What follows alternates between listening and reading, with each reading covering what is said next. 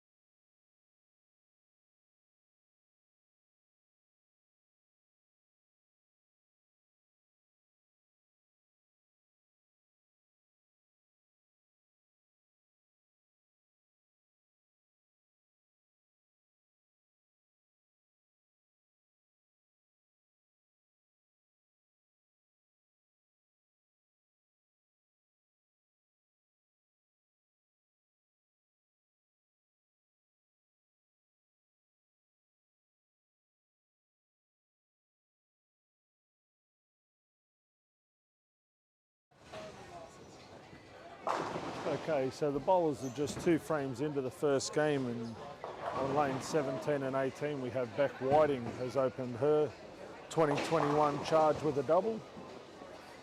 Rob McGrath on lane 19 and 20 has also opened up with a double. Beck Whiting throws a very nice pocket shot for a solid 10 pin. Tiffany Holt down on lane 22 has also opened up with a double. Jared Langford, aka King of the North, on lane 24 has opened up with a double on the left-hand side. Beck Martin with a beautiful strike in her 3rd frame.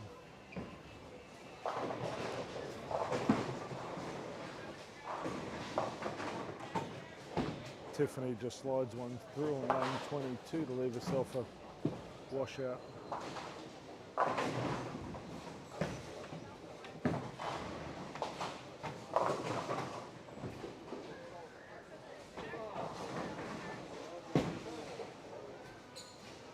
Jared Langford steps up for his 3rd shot. He drills the pocket, shreds it for a strike. He started off with 3 very strong strikes.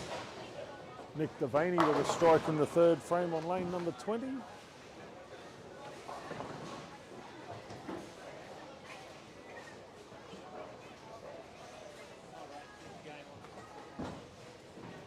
Jesse Ellis and Brendan Muscat are both clean through the first 2. Matt Clay has started off strong with the front 3. Hayden Johansson, after an open first frame, has backed that up with a double. He's settled down into his rhythm. And Callum Bork on lanes 11 and 12 is clean through the first 3 frames.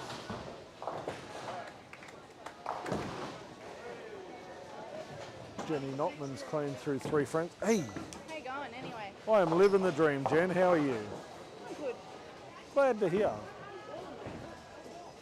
Nice trip up.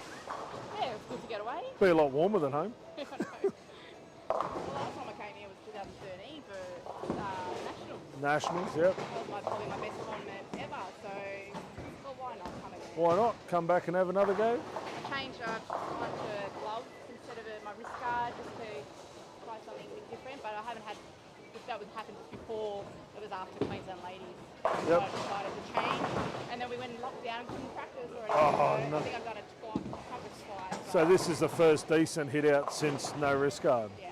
Oh, well, I mean, So it was more my wrist that was the problem, but this is keeping it nice and solid. So it's obviously not hurting any, so got a shot there that's come out into the pocket. So see how it goes. that's all that matters. Mr. Borey, what's happening? Struggle through the approach at the moment, Billy. Sticky or a bit quick? Nah, sticking. I can't get any slides. I was going to say they are a bit tackier than up home, but Yes, they are. you might find that as you travel across, they'll start to even out a little bit. Let's hope. I know during the second squad they were working on the approaches on 9, 10, 11 and 12. Yeah, they were. So maybe, Work in progress. well, yeah, trying to get some sort of normality.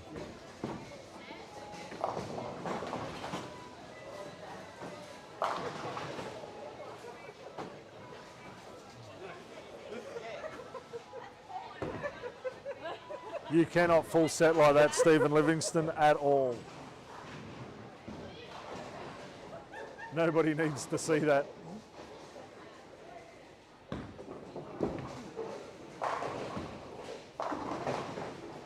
Chloe Jones down on 3 and 4, rolling with some very great shape early on.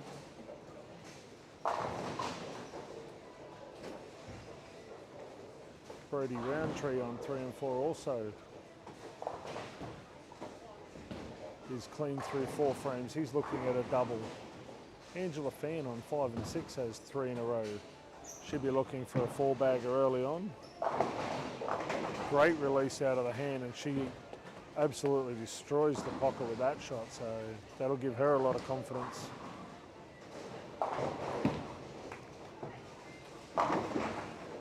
Brody Roundtree doubles up on lane 4.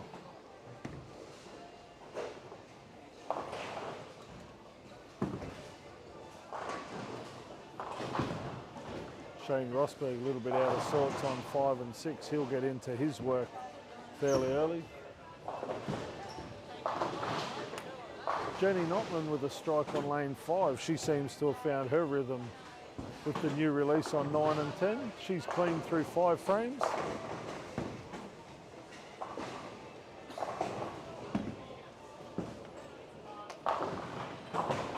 Young Callum Bork on 11 and 12. The Western Warriors sitting there dropping bombs on 11 and 12. If you want to see probably one of the smoothest right-handers in the game at the moment, have a tune in to lanes 11 and 12 and watch young Callum Bork.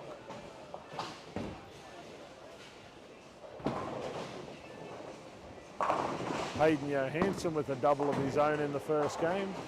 He's into his rhythm early, as is Matt Clegg with the front 5.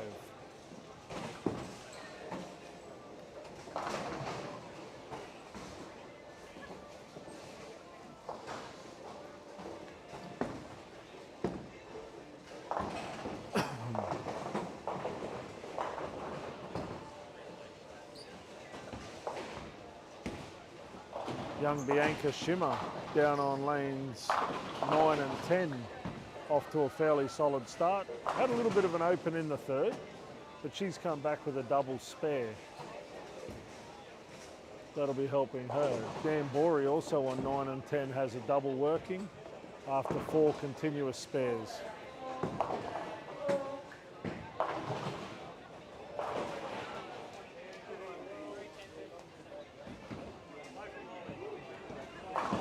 Callum Bork bringing it back from outside 5. He seems to have lined up nicely on lanes 11 and 12. Matt coming off a very good showing on the US tour, where he managed to place quite highly in the US Masters. That'll give him a bit of confidence going into today. Hayden Johansson with 3 in a row on 11 and 12 has settled into his work early on.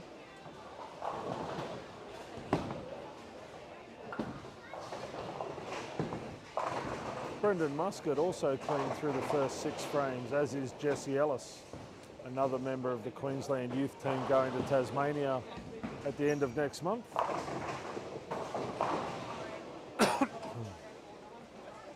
Both bowlers throwing the ball exceptionally well. Beck Whiting's back on her string with a double in the 7th and 8th frame. Beck, of course, is the reigning women's singles world champion.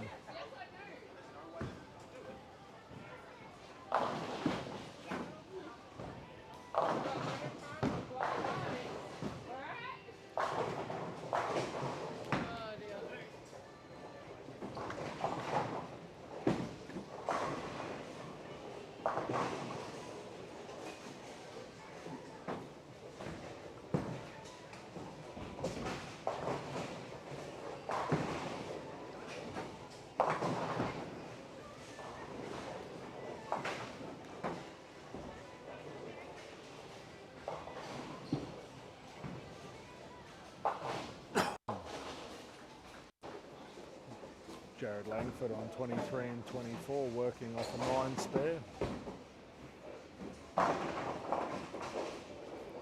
He's lined back up on 24 and he's throwing the ball quite well. Try good and oh! Young Jared. Hey Billy. How are you, mate? Best game call from. Oh, seems like it's coming off the hand all right. I must admit, I've seen you throw 3 shots and 3 shots have come off the hand all right. Not sure about the 8 and 9 though. The 9 was better, the 8 was horrifying. The 9 was like a halfway there. What's the weapon of choice for the first game? Reality. Fair enough. One's out the pattern a lot better. I've noticed over the, last night and first squad today, there's been a few guys that throw a fair bit of hand that have gone the reality early and then sort of balled back to the Rubicon on the transition. So I'm just going to take each pair as they come at me. well, that's exactly right. Because that's the one problem. You don't. Not a lot of left-handers are going to be bowling where I am. No. So I may get a little bit extra time out of it. Well, fingers crossed. Yeah, fingers crossed. Hey, if I don't have to change the ball, I'm not going. And that's how it should Don't be. make life hard for you. Exactly right.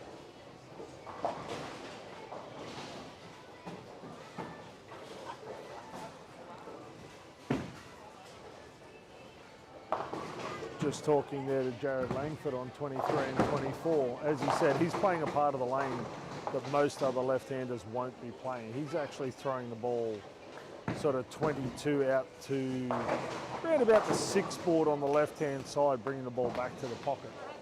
Being a much higher rev rate player, he can afford to do that, and he does it exceptionally well.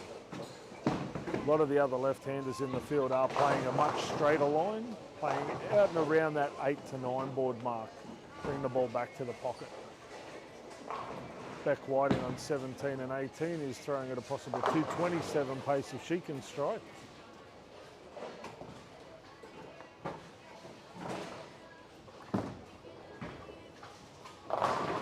Brendan Muscat from Mackay is working on a very nice game of his own. He can possibly strike out for a possible 235.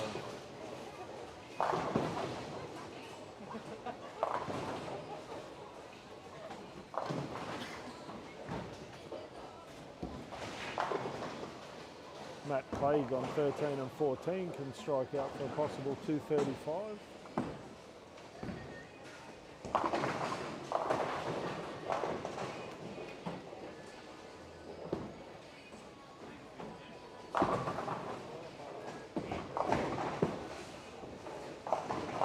Bianca Flanagan goes a fraction high, leaving a 4-pin first ball of the 10th frame. And she's looking at a possible 183 game.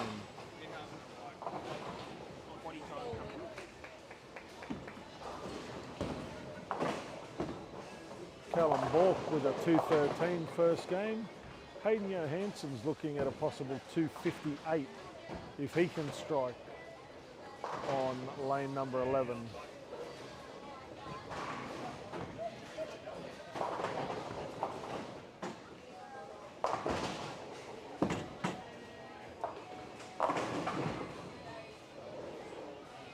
Hayden with a double in the 10th is guaranteed of at least 250 something.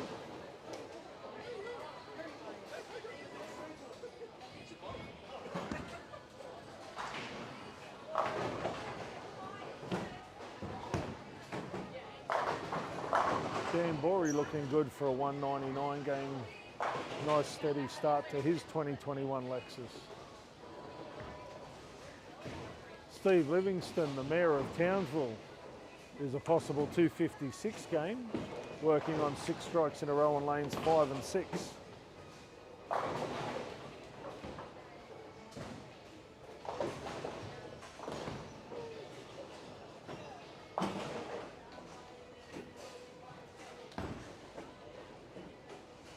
Chloe Jones is a possible 236 if she can strike out in the 10th frame on 3 and 4.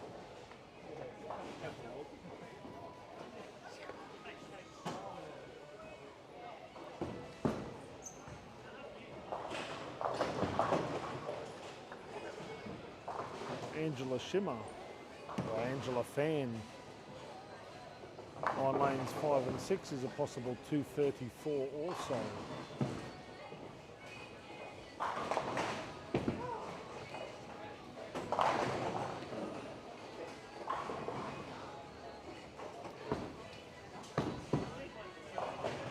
Dan Borey finished up with a 198 on lane 9, and Hayden Johansson with a 258 on lane 12. Angela Fan with a solid 10 pin. She can bowl a possible 214. How are you throwing them, Bianca? Not very well. Not getting out of it well, or just not executing well? Okay. It's only early. Still 11 games to go. There's a long time to sort of release out. All right. You practiced well yesterday. Just get back in that groove and stay positive.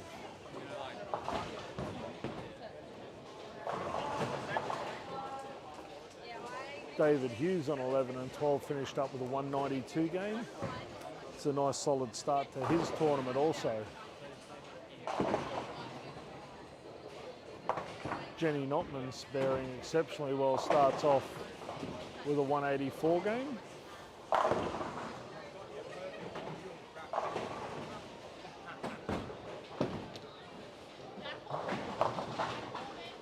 Hayden Johansson, after his 258 game, opens up with a 3.467. 221 for Brendan Muscat in game 1.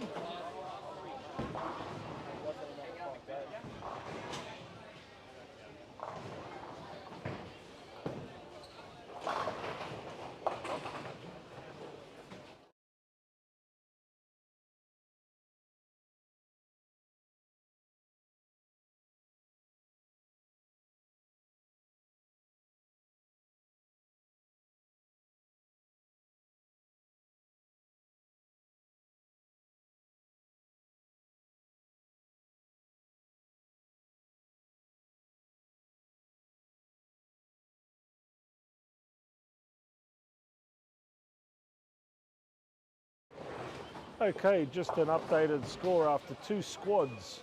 In the ladies division, in first place is Emma Walsh with a pinfall of 2.538, an average of 211.5. Jamie McLeary in second place with a pinfall of 2.460. Lily Wilson, Townsville's own, with a pinfall of 2.383. Cheryl Womack with a pinfall of 2.270 in fourth position. Bronwyn Nusafora in position 5 with 2.269. Emily Bottomley on 2.236. Dina Buxton in 7th place with 2.208. Marissa Rosberg in 8th place with a pinfall of 2.187. Emily Hinspeter with a pinfall of 2.176. Hannah Clark in 10th place with 2.154. Closely followed by Tracy Tarozzi with 2.126. Ellie Bowman in 12th place with 2.082, and Nola Findlay in 13th with 2.053. Annika Davies on 2020 in 14th place, with Rosalind Davis on 2004 in 15th. Naomi Jordan is in 16th place with 1996. Tamron Christensen in 17th place with 1976. Sophie Jones, the youngster from Townsville, in 18th place with 1968. Anne-Marie Jorgensen is in 19th place with 1938. And rounding out the top 20 is Kim Horsey with 1890. Just outside the top 20 in 21st is Belinda Kirby on 1882. Patricia O'Keefe on 1874. Andrea Sanderson on 1852. And Charmaine Hembrow on 1822. In the men's division, we have the young gun, Blake Walsh, on top with 2677. In second place, another one of the Walsh clan on 2672. Brando Kolachevsky in third place with 2670. Our top qualifier from last night, Tony Hamilton, in fourth place with 2645. Cameron Nowak is in fifth place with 2617. George Felingos in sixth place on 2571. Frank Nusafora in position 7 on 2558. Closely followed by Angelo Nusafora on 2557. Josh Morris in 9th place on 2549, with Matthew Purser in 10th place at 2449. Brian Olsen in 11th at 2402. Daniel Wilson in 12th on 2387, and Carl Womack in 13th place with 2385. Kyle Craven is in position 14 on 2382, followed by Mark Dawson on 2355. Blade Christensen is in 16th place on 2344, and Graham Clark in 17th on 2313. Edward Post in 18th on 2196, closely followed by Gary Jenke on 2187. Heath Baker rounds out the top 20 with 2173. Rob Colucci just outside the top 20 in 21st with 2157, followed by Daniel Turner, Cohen Davis, Gavin Schultz, Liam Johnson, Mitchell Garland and Dean Post.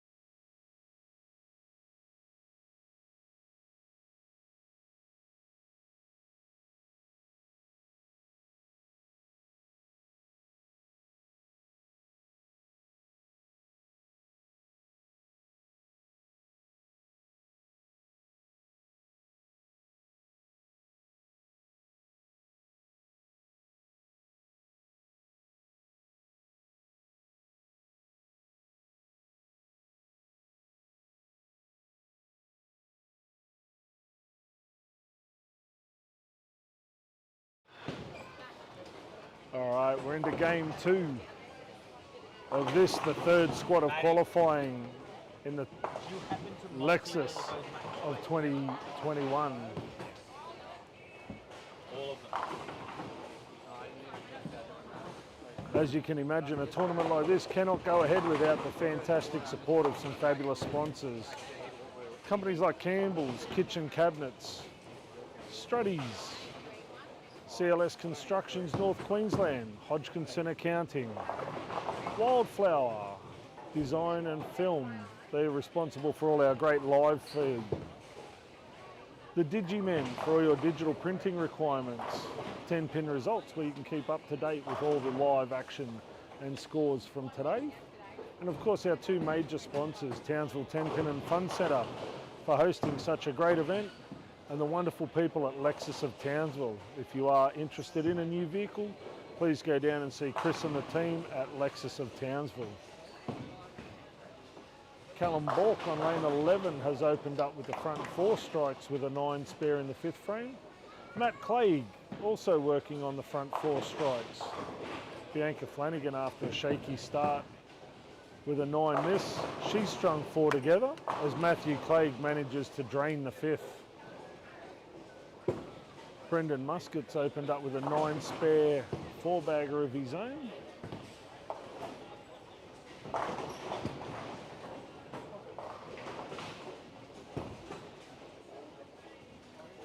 With Beck Whiting remaining consistent through the front 7 frames of game number 2.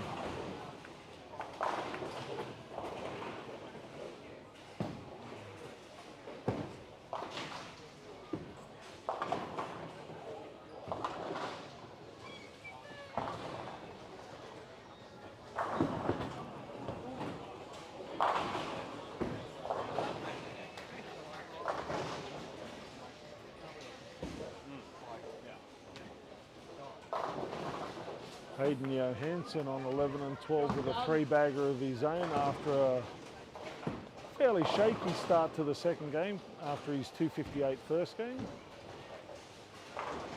Dan Borey with a single pin miss in frame number 6. I'm sure he'll be back on target very shortly on 9 and 10.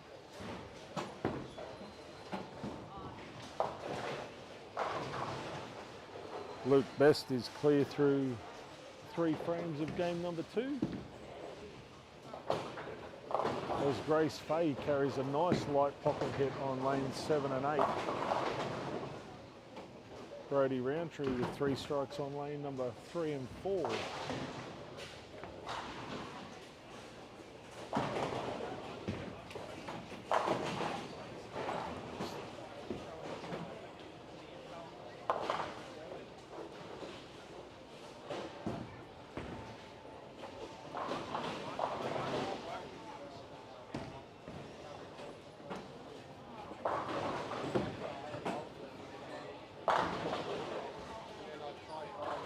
Hayden Johansson's back in the pocket for 4 strikes in a row on 11 and 12 as his game starts to pick up momentum.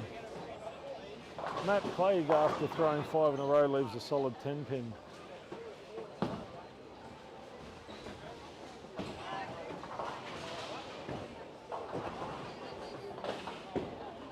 Matt Clegg with a nice 9 spare after his 5-bagger keeps him in pretty good stead.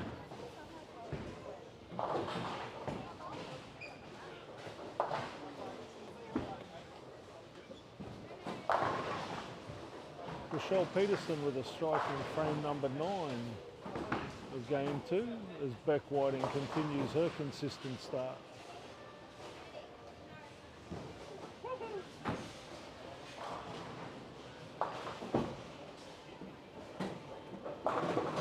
Nick Devaney with a solid 8-pin.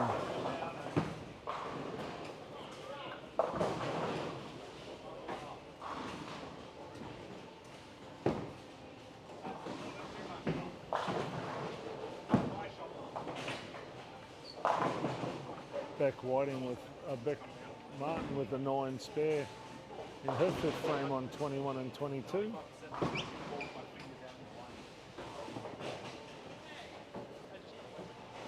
Tiffany Holt in game number 2 is clean through the first 5 frames of game 2.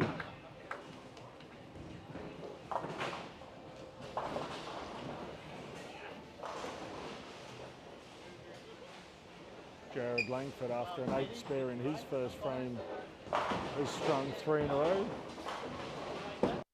as he looks to build on his solid start in game 1.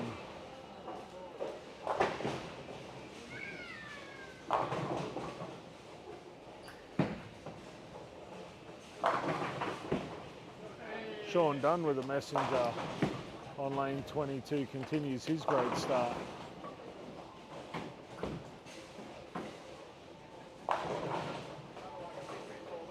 That looked pretty impressive there, Mr. Dunn. Got lucky. Got lucky. Like when you throw messengers like that, there's no luck involved.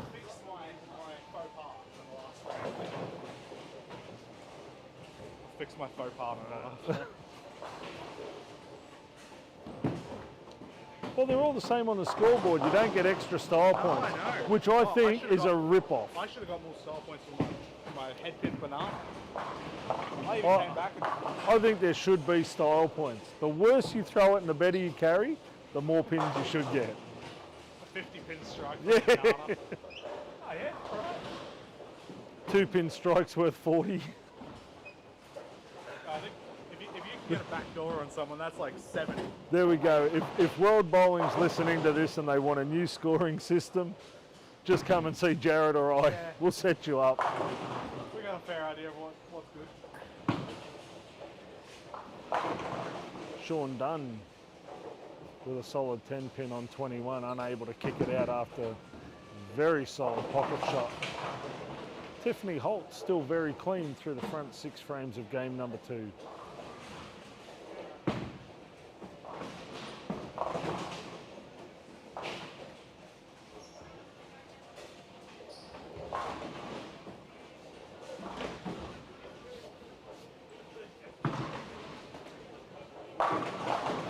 Bradley Stevens is solid through 6 with a strike.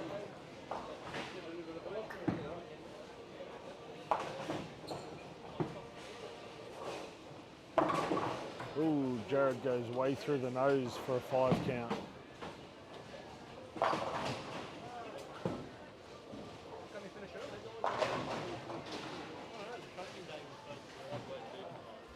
.204 for Nick Devaney in game number 2.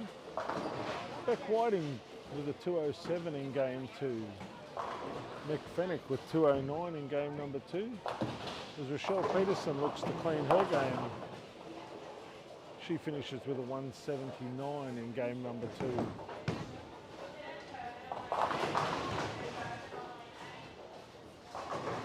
Brendan Muscat on 15 and 16 is throwing at a possible 269 pace and seems to be doing quite comfortably.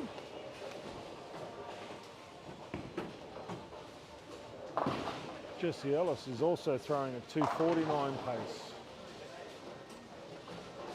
Callum Bork with a 211 in game number 2. As Hayden Johansson looks to strike out for a possible 224 to back up his 258 start.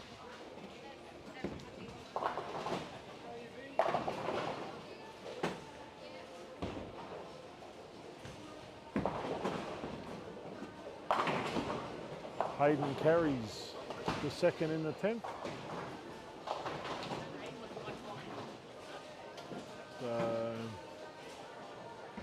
David Hughes looking at a possible 235 if he can strike out.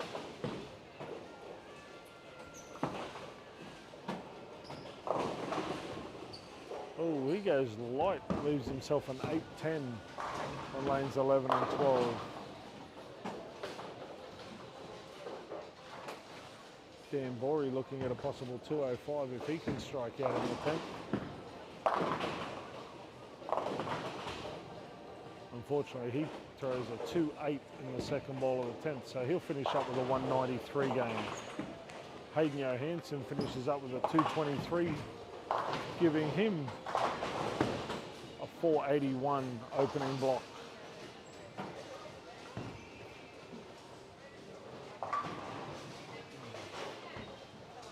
Luke Best is clean through the first 7 frames of his second game.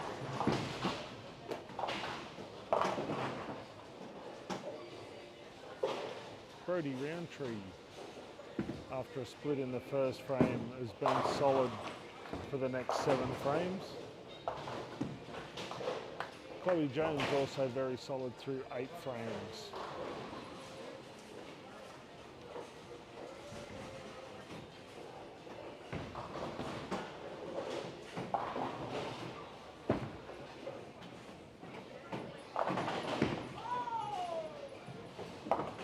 Jenny Notman almost 5'7", 10 the 10th frame.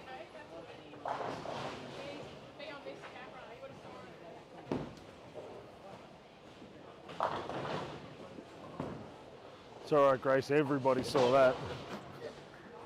I can't tell if I'm definitely going to lose. There was 2 left here in practice yesterday.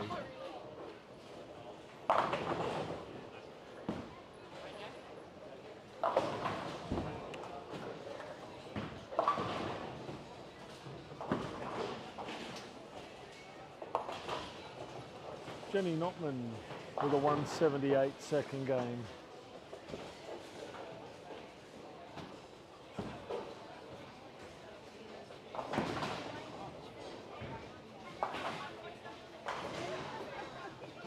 Angela Fan is solid through the front 7.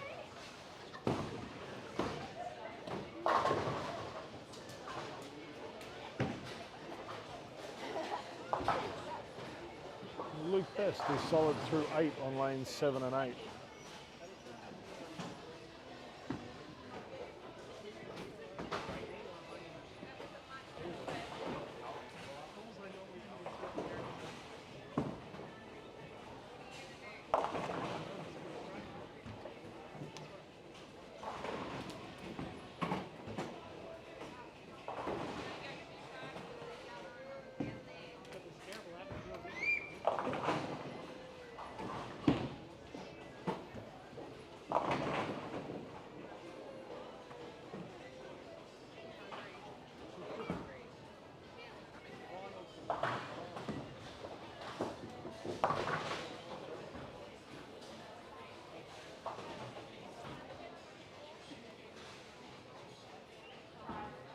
Throwing them well. Open both 10.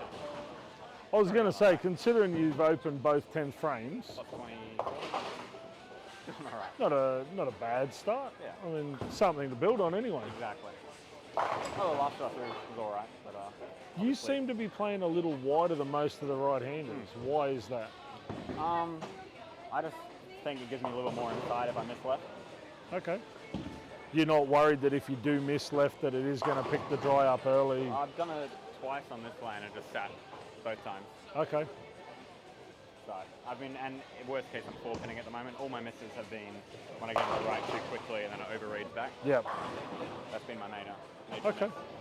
So I went 4, 7, 10, and then I went 3, 6, 7, 10. As I said, everybody else seems to be playing out around that sort of 8, 9, 10 mark. You're playing out around sort of 4, 5, 6. Yeah. Admittedly, playing a lot straighter. Yeah. But yeah, we haven't seen that from the right-handers. The left-handers, yeah. The Emma Walsh did it beautifully in that last squad, just on the left-hand side, basically playing that nice fade out to about 6.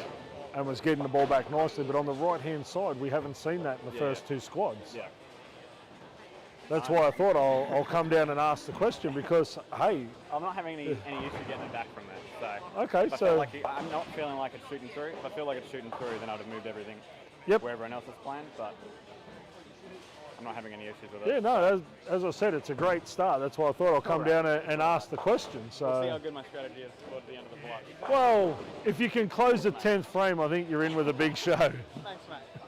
Have a good one. That's right. My second shot of practice almost got stuck in. Matt Clegg with a 235.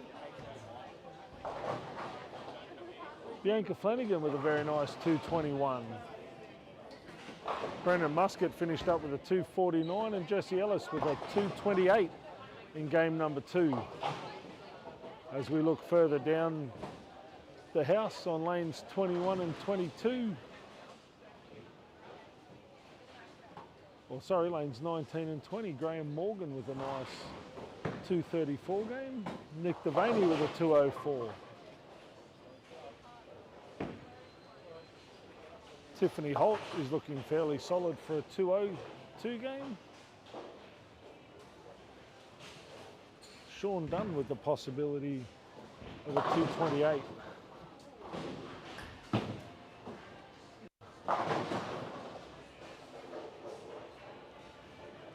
Jared Langford with a 183 game too, after an uncharacteristic single pin miss and then a 4-6-7 split.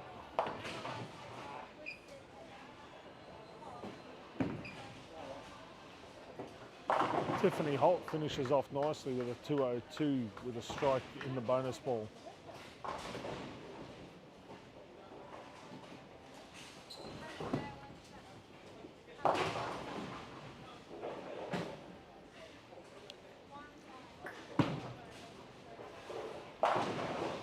Sean Dunn with a double in the 10th sets himself up for a 228 finish in game number 2. And Tiffany Holt with a nice clean 202 game for her second.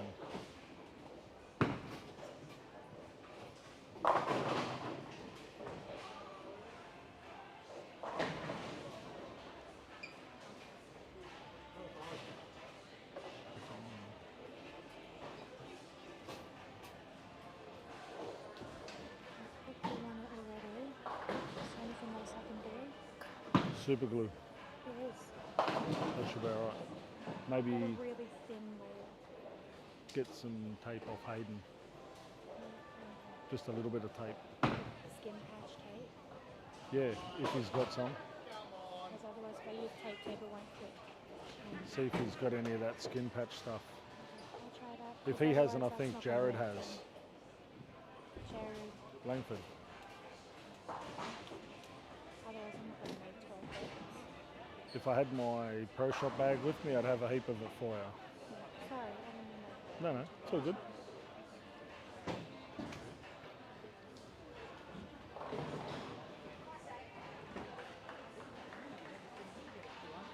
Seen you get a 200.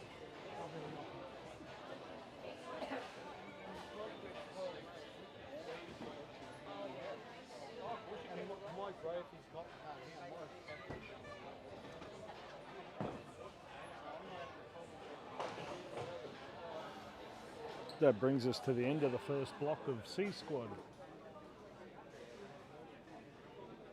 Once again, massive shout out to our sponsors this year, Campbell's Kitchen Cabinets, Struddy's Sportswear and Apparel, CLS Constructions North Queensland, Hodgkinson Accounting, Wildflower Photography and Film. Wildflower is responsible for all our live streams happening throughout the weekend and our audio equipment, so a massive shout out to them. The Digimen for all your digital printing requirements. 10-pin results so you can keep up to date with your favourite players and all the action from today's qualifying squads. And our two major sponsors, Townsville 10-pin and Fun Centre. Great venue hosting a great tournament, and the marvellous people at Lexus of Townsville. For those of you looking at a great driving experience, head down and see Chris and the team at Lexus of Townsville.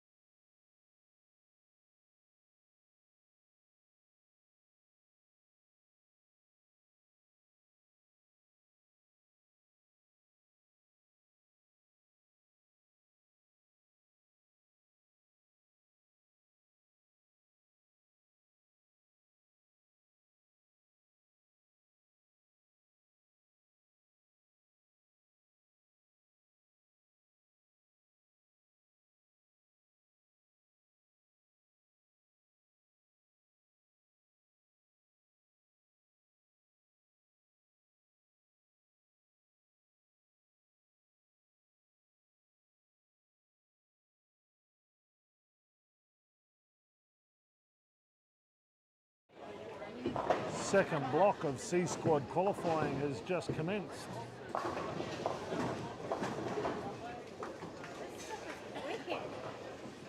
On lanes 11 and 12, we have Brendan Muscat has opened up with a double.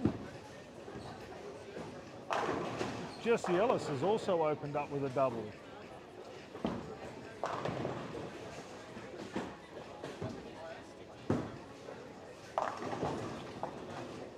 Hayden Johansson on 15 and 16 has continued his great run with a double to start his third game.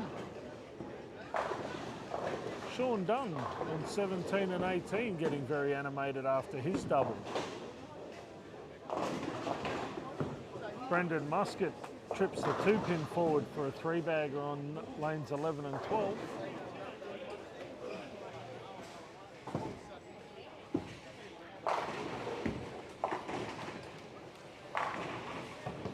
Nice shot there from Luke Best after a 7 spare, giving him a double.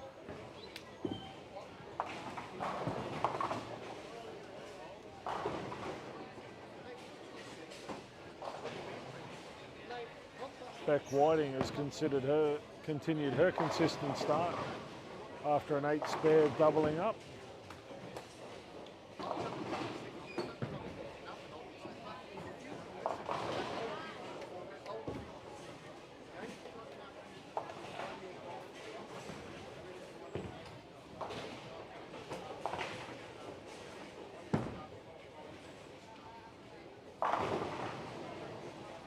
Oh, Mick Fennick wobbles the 7-pin on 13 after an absolute smacker of a shot.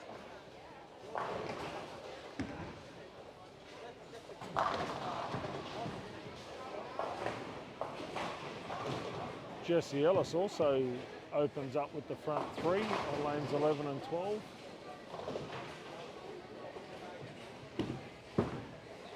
Dan Borey, after opening up with a double, has left a 10-pin on lanes 5 and 6.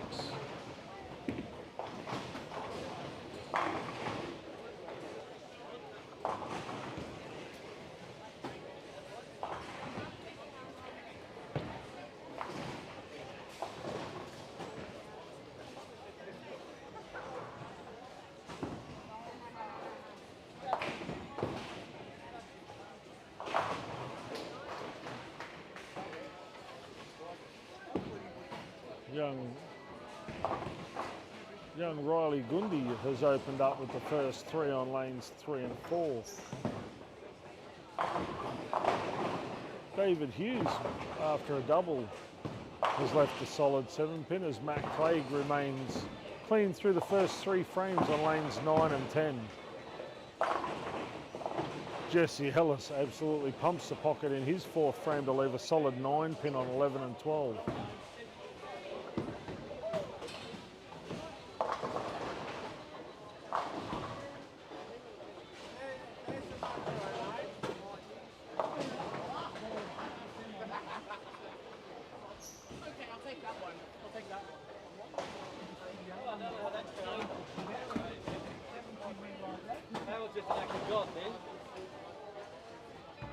Hayden Johansson with the front 4 on lanes 15 and 16 is continuing his great start. Graham Morgan's also off to a flyer with a double in the 4th and 5th frame, remaining clean through the front 5 frames.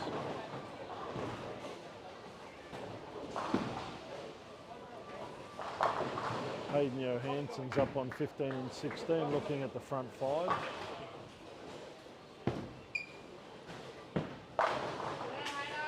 He carries that with no uncertain turns. Simon Kirby solid through the first 3 with a 9 spare double. Chloe James is also clean through the first 5. Beck Whiting solid through the front 5 with a strike in the 5th frame.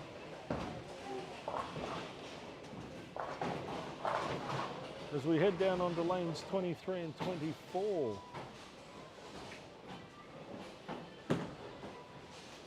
We have Angela Fan solid through the first 3 frames.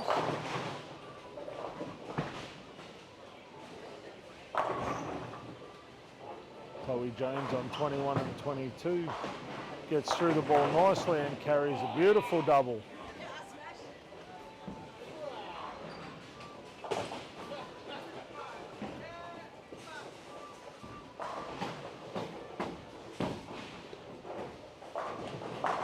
Beck Whiting also doubles up in frames 5 and 6. John Dunn on the same pair, 21 and 22, working on a double of his own, trying to make it 3 in a row.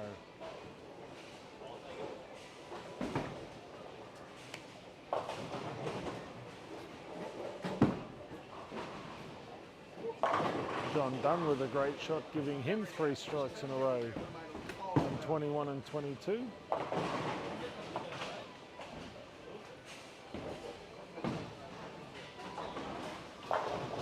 Hayden Johansson, after the first 5 frames with a strike, has left himself a 4-6-10.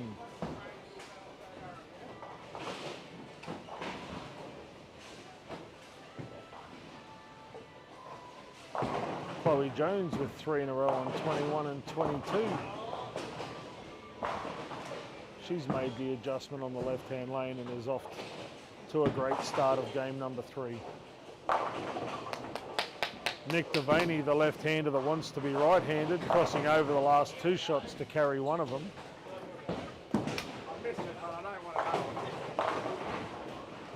Beck Whiting, pitcher of consistency, smashes the pocket.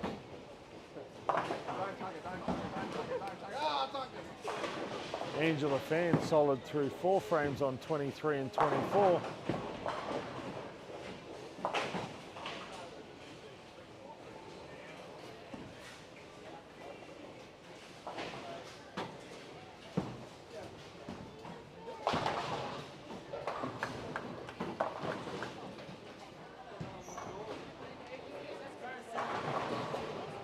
Sean Dunn working on a double on lanes 17 and 18.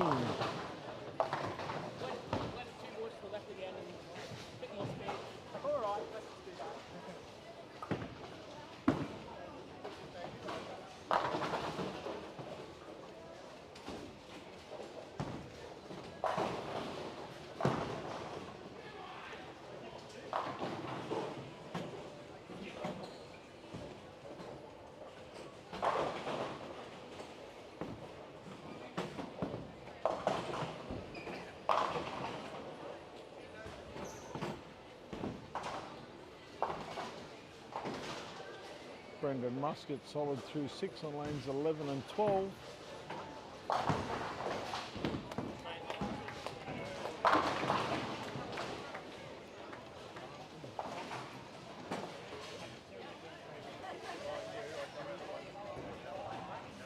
Callum Bork clean through the front 5 on lanes 7 and 8. Starting to give the ball a little bit more round shape.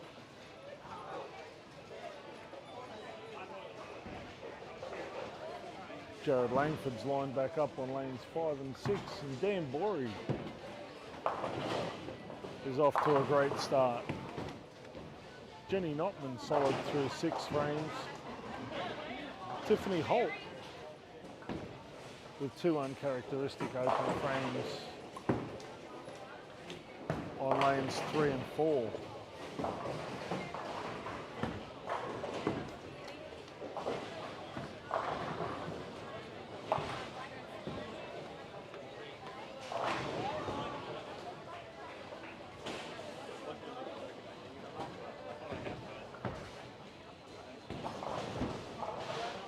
Back again, Mr. Foster.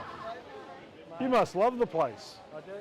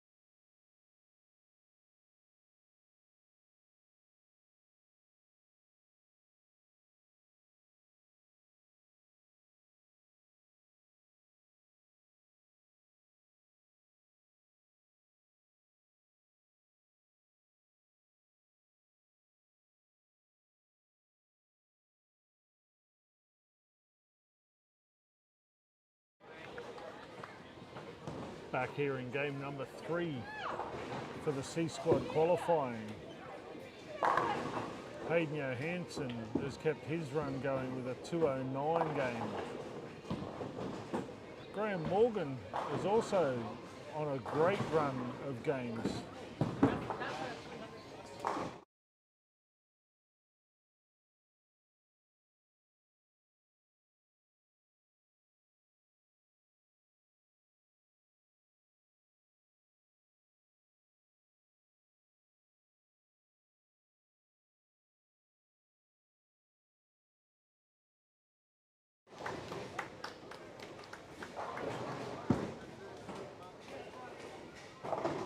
Sean Dunn on 17 and 18 has a big string of strikes going. He can bowl a possible 277.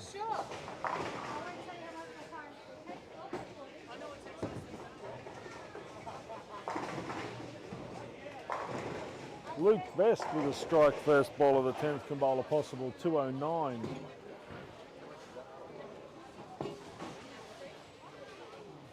Brendan Muscat can strike out for a 245 game. Matt Clegg is throwing at a possible 280 pace on lane 9 and 10.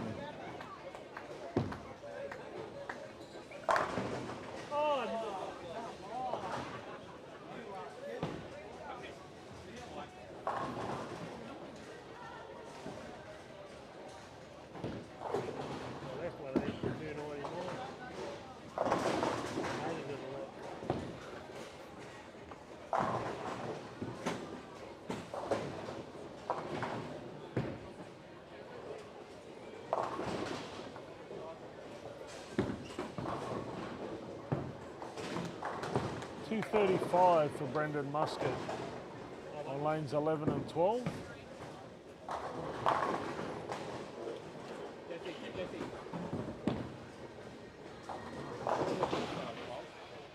We'll get a full set on 12, please.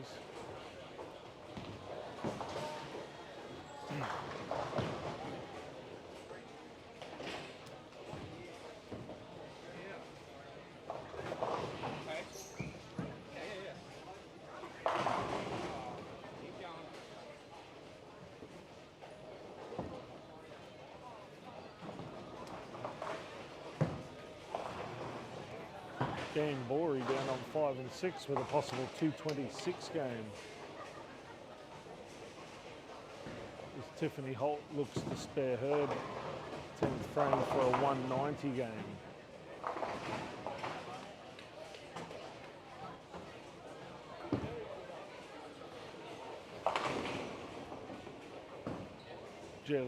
Jesse Ellis with a 9 count first ball of the 10th. He can bowl a possible 191.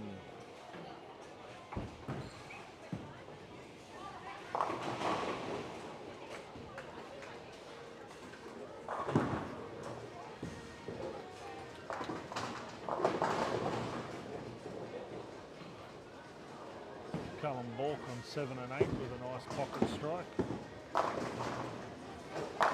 Matt Clegg gets up there and drains the first ball of the 10th frame on 9 and 10.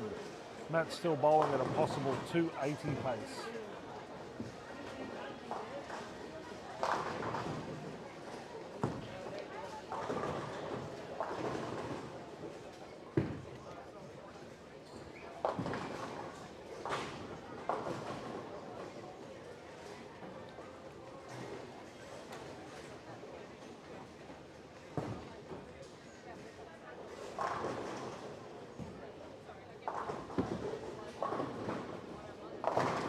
Matt gets the ball in the oil and slides one through to carry. With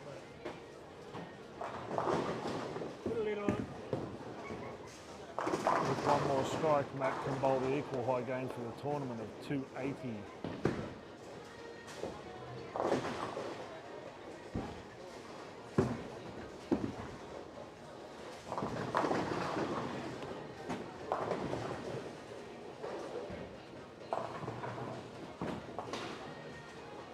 Jenny Notman down on 5 and 6 with a strike first ball of the 10th can bowl a possible 203 game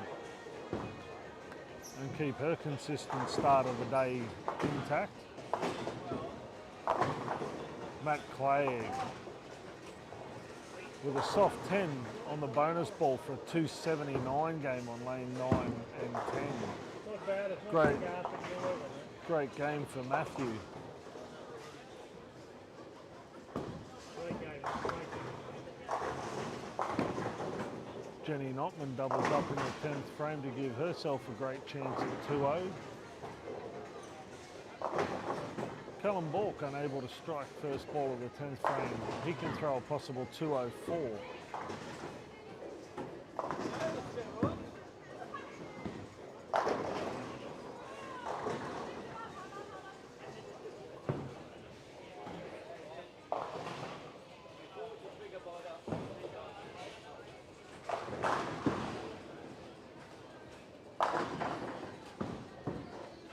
Jack Colmer on 9 and 10 opens up with a nice strike in game number 4.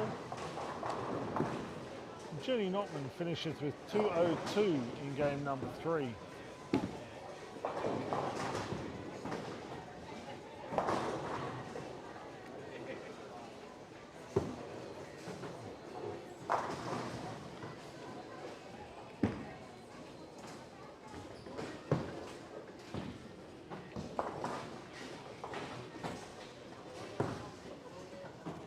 Graham Morgan on lanes 15 and 16 has opened up with the first 3 strikes of game number 4.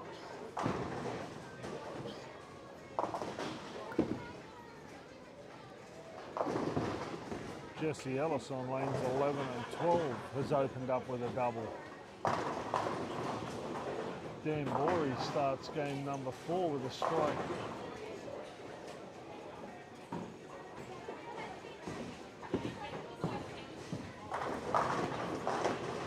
Matt Clegg continues on his merry way on 9 and 10, opening game 4 with a strike.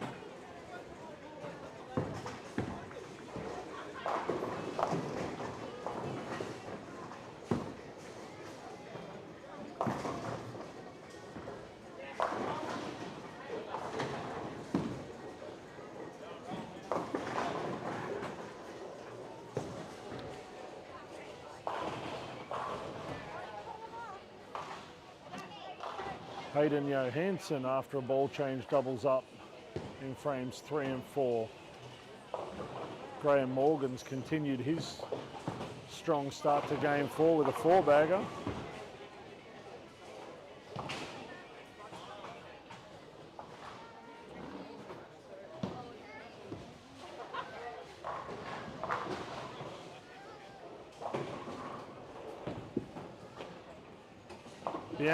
Bianca Shimmers finally worked out how to bowl on 13 and 14 with a couple of great shots. I'm judging by how the Brains Trust is getting together here. You're going to pass some of your expert tips. Yeah, 100%. See, that's what we like to see. So some of our NTS members passing on their vast knowledge to the youth of the game. That's exactly it.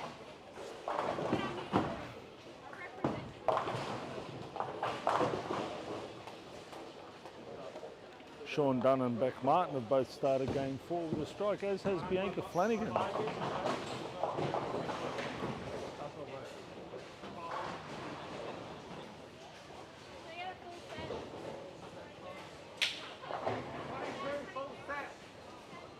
Full set.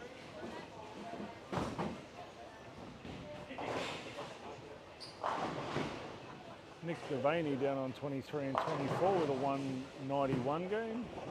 Angela Fan with a 178 on 23 and 24, and a 180 game for Stephen Livingston.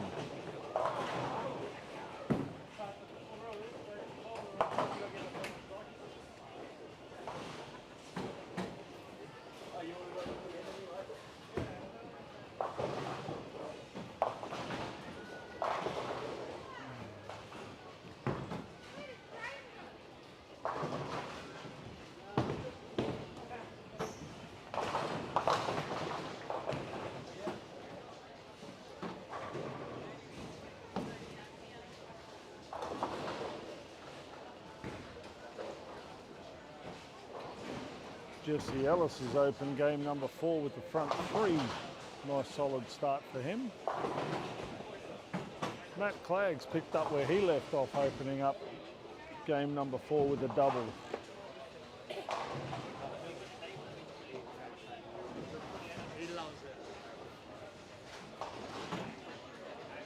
David Hughes with a 212 to back up Colin Bork's 203. Brenny Roundtree finishes up with a 198.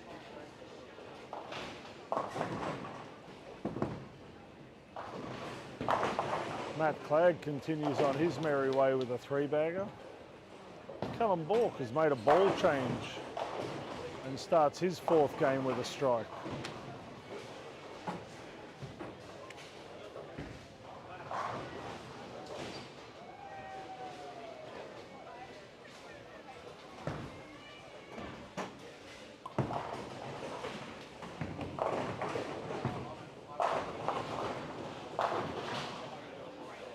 Great shot there from Jack Colmer to follow up his 9 spare with a solid strike.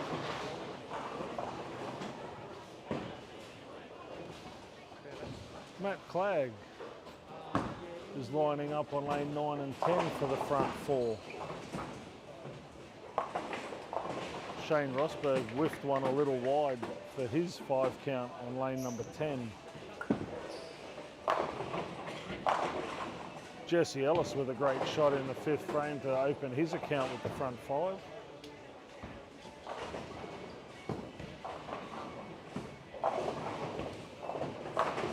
Matt Clegg, flat 10 on lane number 9 to end his 3-strike run. Just recapping, there is a bonus $500 in the kitty for the first 300 game, bumping the prize pool up to $1,500 for the first 300 game bowled in the tournament this year. None of that would be possible without the great support of Townsville 10-Pin and Fun Centre. Our other great sponsors are Campbell's Kitchen Cabinets, Struddy's Sportswear and Apparel, CLS Constructions North Queensland, Hodgkinson Accounting, Wildflower Photo and Film. They're responsible for the great live feeds that you guys are all enjoying at home at the moment. We also have the Digimen for all your digital print requirements here in Townsville, and 10-Pin Results, where you can follow all the action from your favourite athlete this weekend. And of course our major sponsor, Lexus of Townsville. If you're in the market for a new car, please go and see Chris and the team at Lexus of Townsville. No idea what to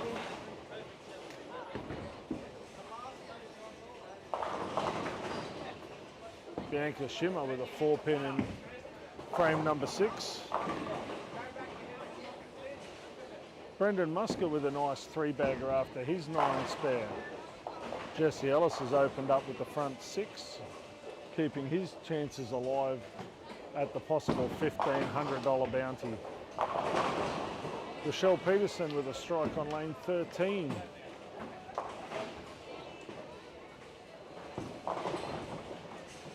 Callum Bork shreds the rack on lane number 8 for a 3-bagger.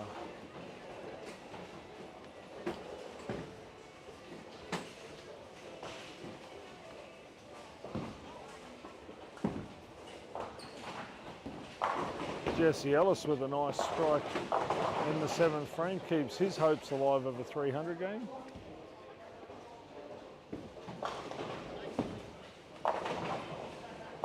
Graham Morgan with an absolute unlucky break, leaving a solid 10-pin.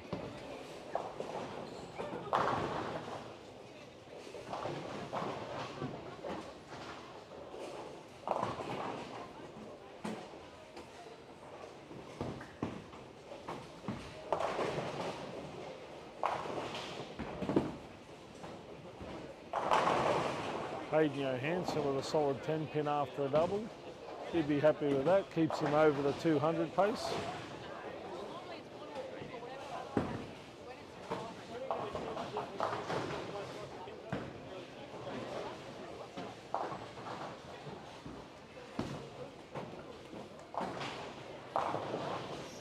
Beck Martin with a beautiful strike in the 5th frame, keeps her clean through 5 frames.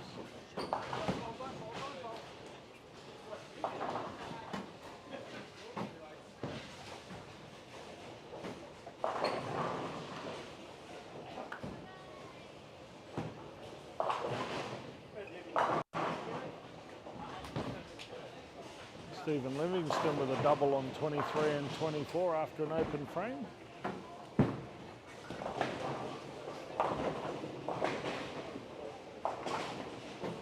There's Beck Whiting doubles in the 7th and 8th frame.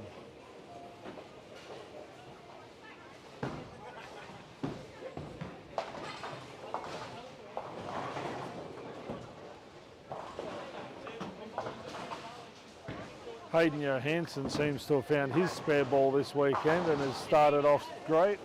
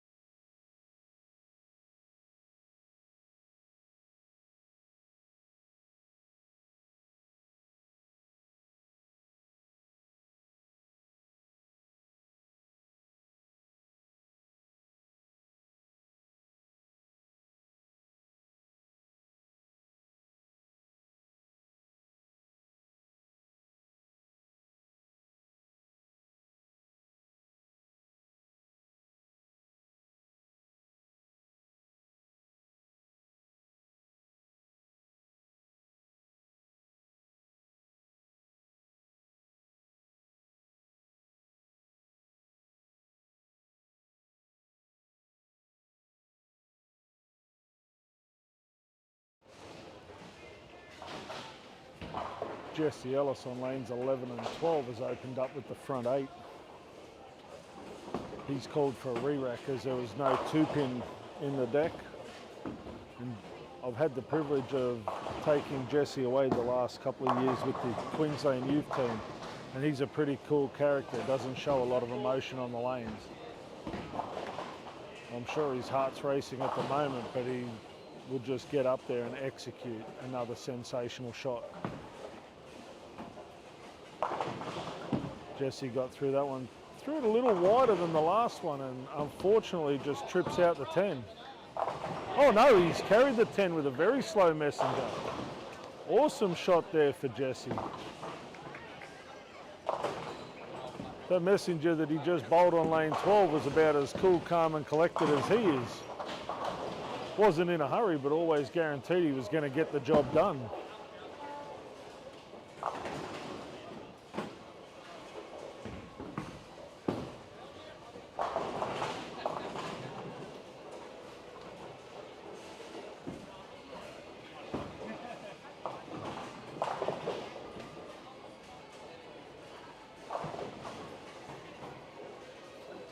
Young Mick Fennick on lane 13 sets himself up for a great 10th frame with a strike in the 9th. Graham Morgan on 15 and 16 with a nice 230 game, and Hayden Johansson once again with a 213 game.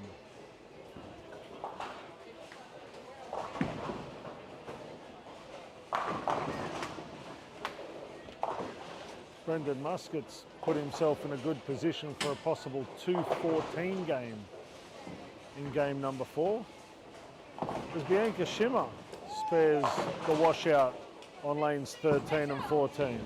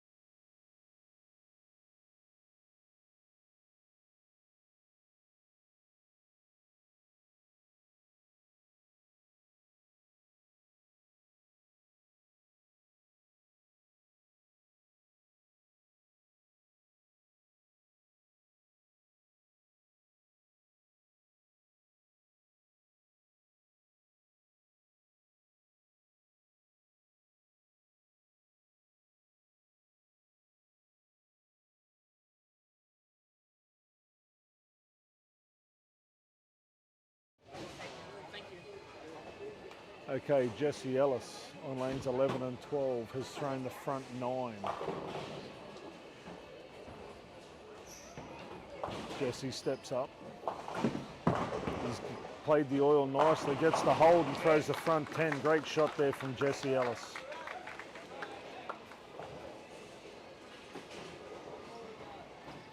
As I said before, Jesse Ellis is a pretty cool, calm and collected individual. Doesn't show a lot of emotion off the lane, but I guarantee underneath that chest he'd be pounding.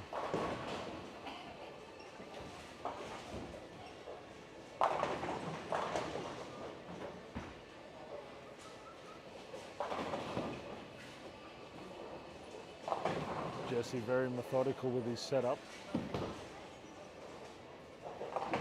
Steps up on lane 11.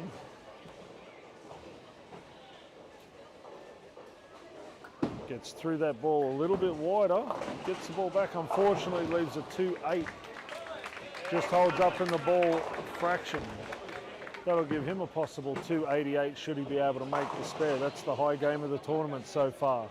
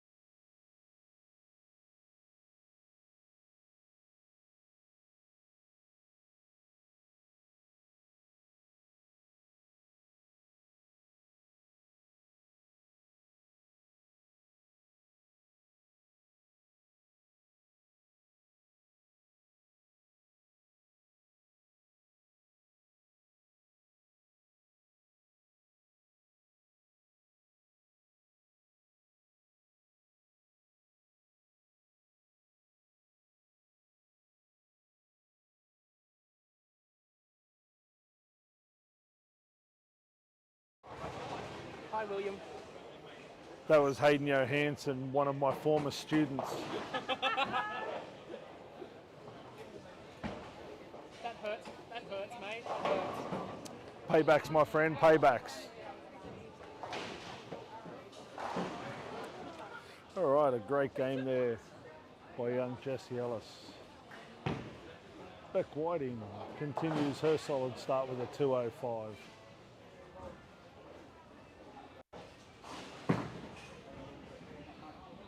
Angela Fan with a possible 236 finish.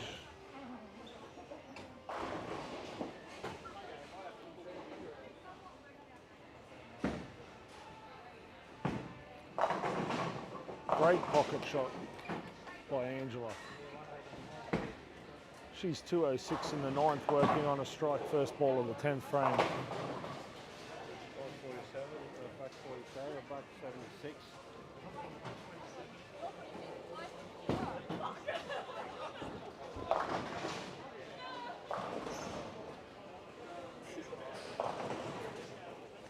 Great 267 game by Beck Martin. Showed up.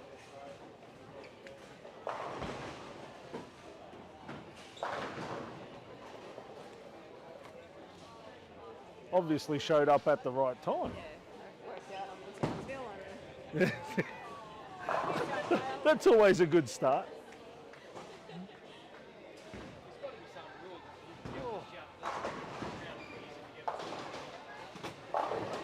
Nice game, Jess.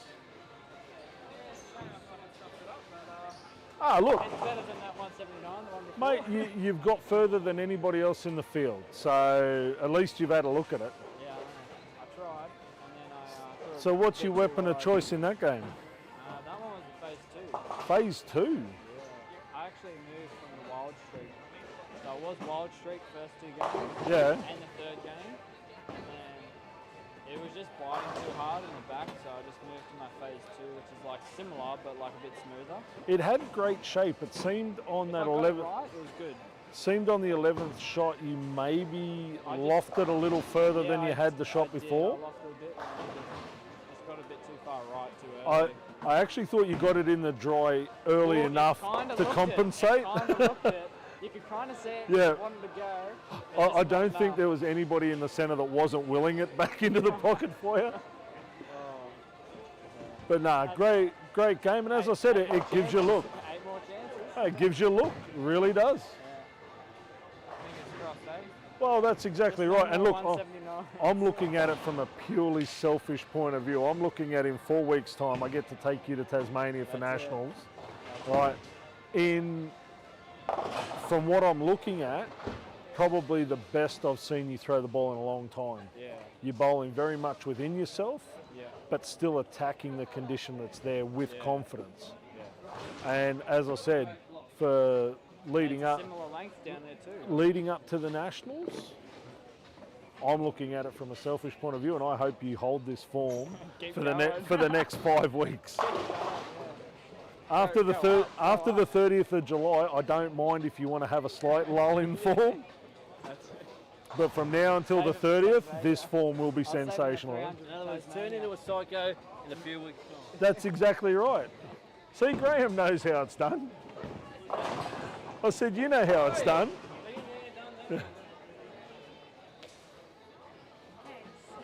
Jack Cole. Hello, former student. Jack Colmer with a very nice 247 game. Matt Clay continues his streak of 200s with a 228. Callum Bork, the master from the West, with a 264. 235 for Brody Roundtree and a 204 from David Hughes.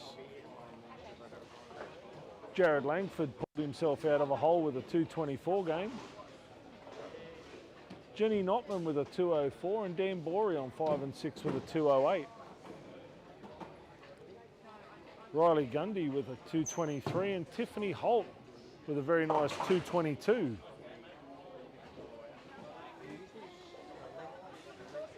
You're throwing them all right, Tiff. Oh, the first 4 have been looked pretty good off the hand.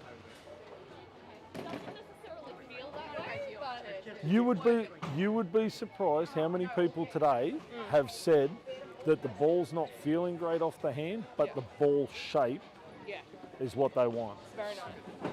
So yeah, it's a strange sort of conundrum, really. Like the shape's great, but the feel's not that good. If that's the case, I hope it doesn't feel good for the next 8 games, Thank you. and you continue that form. Me too.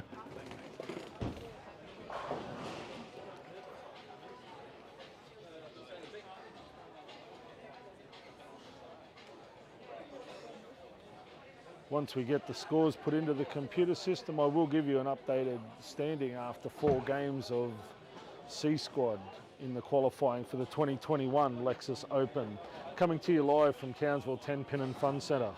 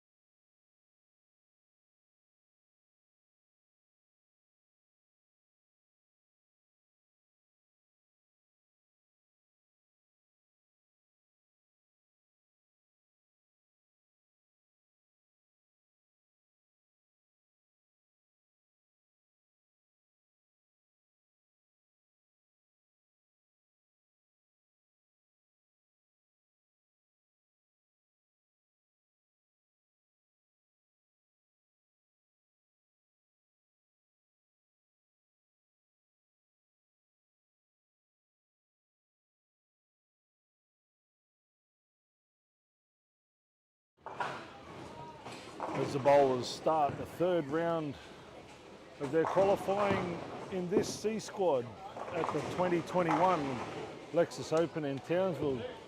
Jesse Ellis, after a magnificent 288 game in game number 4, has picked up where he's left off with a double at the start of game number 5.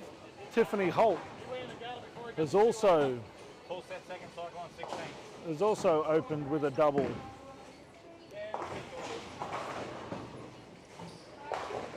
Simon Kirby with a strike on the first ball of his game on lanes 15 and 16.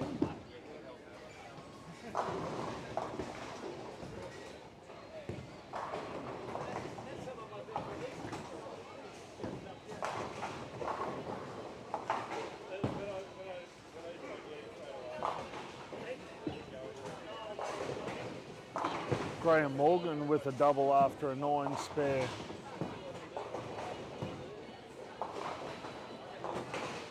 Brendan Muscat bowling with Jesse Ellis is solid through the first 3 frames on lanes 7 and 8. Jared Langford just trying to find his radar on lanes 9 and 10.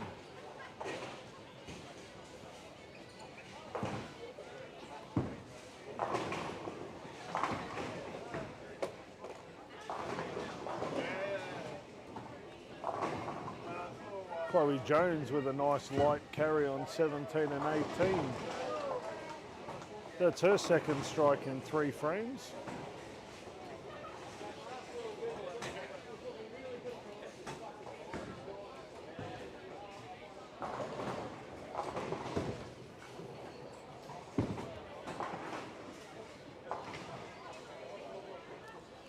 I'd just like to give a special shout out to the sponsors of the event this weekend. Campbell's Kitchen Cabinets, Struddy's Apparel and Sportswear, CLS Constructions North Queensland, Hodgkinson Accounting, Wildflower Photography and Film. Wildflower is responsible for the great live streams that you guys are enjoying at home at the moment. The Digimen for all your digital media requirements throughout Townsville and North Queensland. 10-pin results. Those people that are chasing their favourite athlete this weekend, you'll find all the results on 10-pin results. The amazing people at Townsville 10-pin and Fun Centre for hosting such a magnificent tournament. And of course our major sponsor, Lexus of Townsville. If you are in the market for an absolutely fantastic driving experience, please see Chris and the team at Townsville Lexus.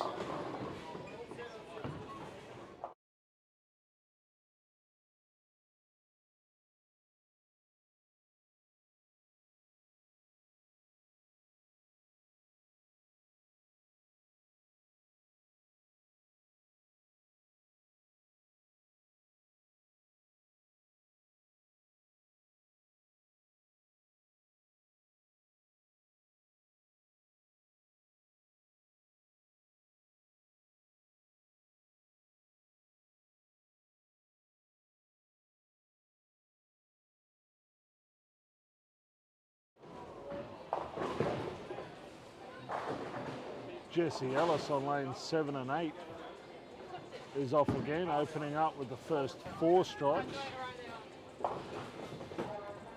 Tiffany Holt is also off to an absolute flyer. She's thrown a double 7 spare strike, so she's clean and solid through 4 frames. Jared Langford, after 2 spares, has thrown himself a double, so he's starting to find his range.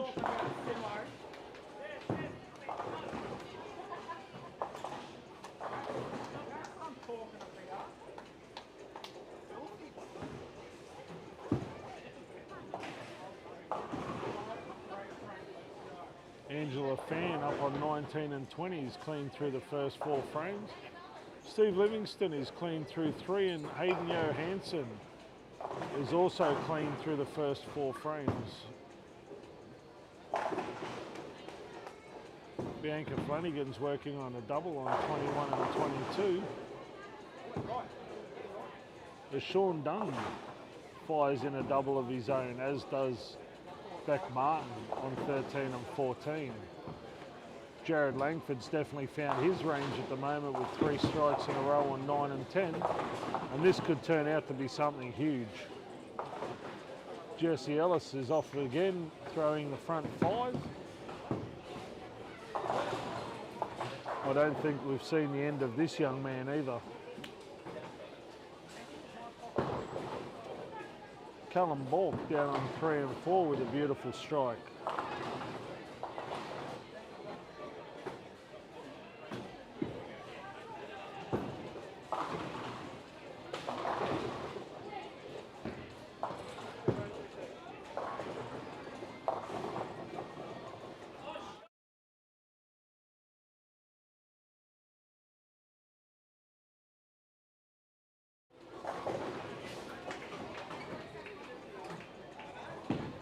Simon Kirby opening up with a double on 15 and 16.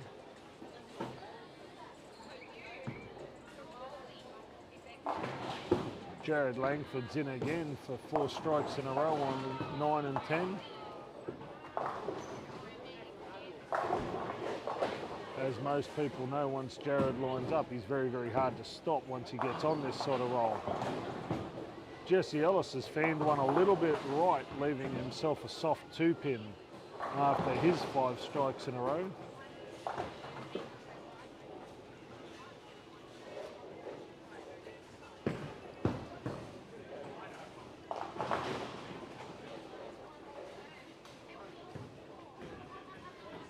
Hayden Johansson with the spare, keeping him clean through 5 frames, as Stephen Livingston looks to work on a double. Sean Dunn going aerial route on 13 and 14 for his 3-bagger.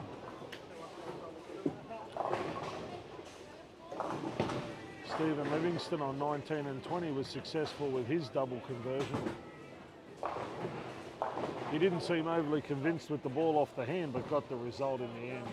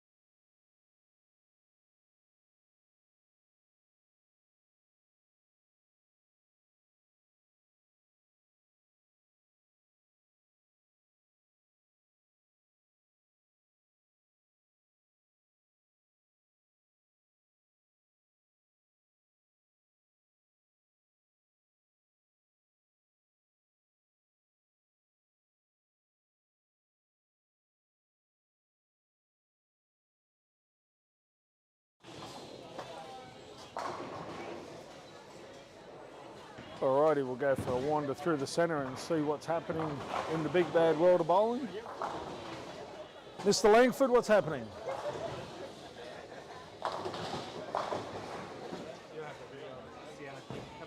Nice job, Junior.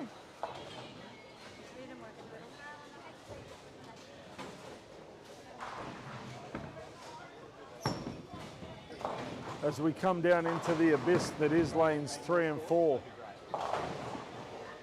Mr. Callum Bork. Nice solid start to the game. Few weekends, but more a me thing. Seems to be games 5 and 6 when you start to get that funny transition. You get those. Yeah. It's almost like a soft 10. Yeah. The mayor of Townsville's bowling all right though. He's lighting it up a bit. Of course he is. He tries. He tries to Nice shot. Nice shot, Mr. Matthew. He's here all day. For those of you that are unaware of who the mayor of Townsville is, that's Matthew Clagg. Also known as Madamus Eurythenius.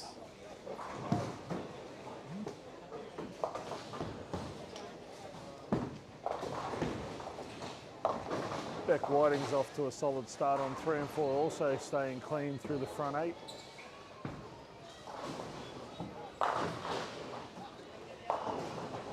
Beck's playing a lot straighter than most of the players here, and she's got absolutely great ball shape.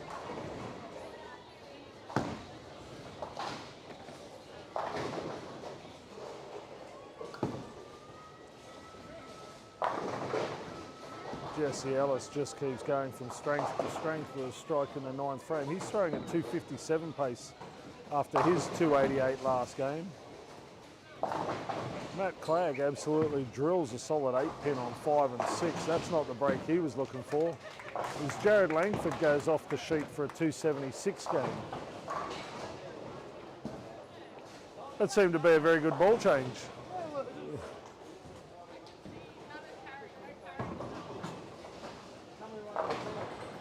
Graham Morgan continues on his merry way with a 248 game on lanes 11 and 12.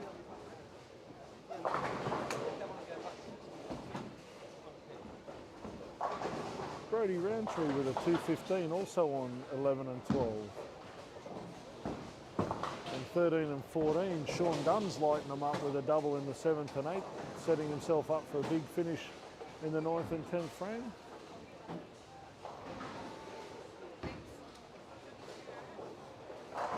Simon Kirby with a solid start to his 5th game, and Luke Best working on a double on 15 and 16.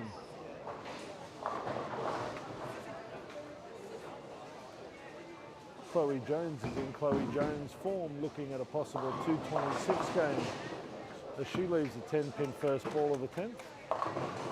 Bianca Schimmer trips out the 6-10 for a strike first ball of the 10th.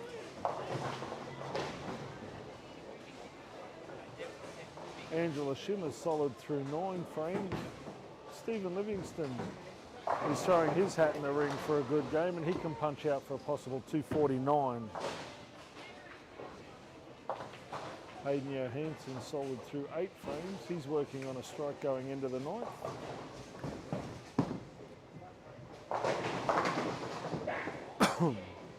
He trips out a late 9-pin to give himself a double.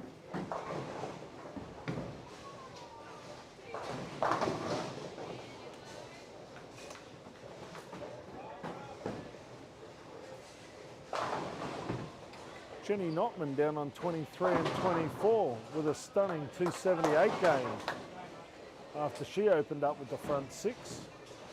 Sensational game there, Miss Notman. That's fine. Oh, you go all right, eh? After all these games before. I was going to say, is that like the bowling gods just evening up the scales Hey, here? that was awful shots, weren't they, Dan? Yeah, but when you go down from one end of the house and you go bang 9, bang 9, bang 9, you come up here and you just go, you know what? I'm going to trip that 10. I'm going to kick that 4. Dan and I were both going like at the front 5, and we just felt like, oh yeah, let's keep going, keep going. Why not? So I just wonder whether you've got to, if you'd have both bowled 300, do you have to split the 1,500, or is it 1,500 each? If we both go it, we're splitting it because you're gone first, and that's not And then, yeah, is it a time thing, right? Yeah, because you're a female, like you can, and I was like, oh, yeah, I said we don't gonna get one prize. I've never bowled one, you've bowled one now. It's a 9 pin I left, and then all the shots were good. I can't really do that. It seems to be, I was talking to Callum Bork about this earlier, it seems to be games 5, 6, 7 and 8 is when all the moving and shaking gets done. Well, this pair is definitely more, it's a little bit drier, so there's a bit Yep. of a throw it out, it's going to come back. Is it drier or is the back end more noticeable? It's probably not, yeah, because, yeah, I skid in the same spot, and the spot on both of this pair was finishing harder than down there. Okay. So, yeah, they're just finishing it better.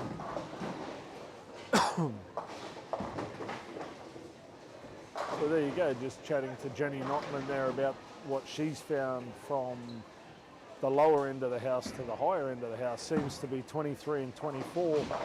The back end's playing a little more aggressive, which gives players a little bit more of a look and a little bit more freedom to let the ball swing.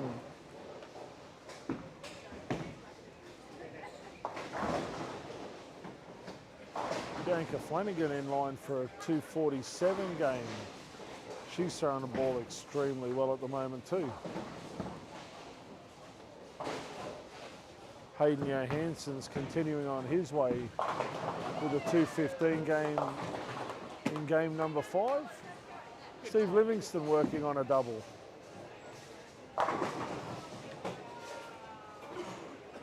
So Hayden, what did you go back to, the inside? Inside, yeah. Same area, just trying to keep my knee down at the line. That last shot, I tugged. 100%. Little bit poppy. A little bit poppy, got excited because, yeah, but I'm in the right area and just trying to do what I need to do. So. All right, well good luck for the rest of the day. Thanks,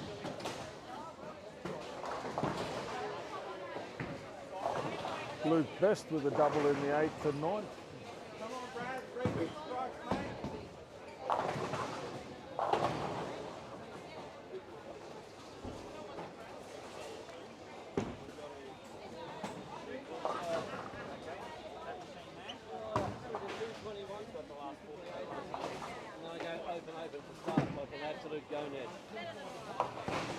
Yeah, but you'll go off the sheet for 240, so it won't matter, Graham.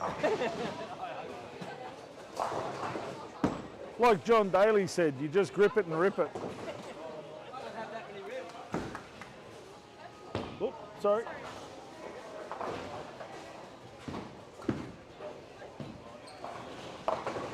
Ooh, Jesse Ellis through the nose for a 7 split.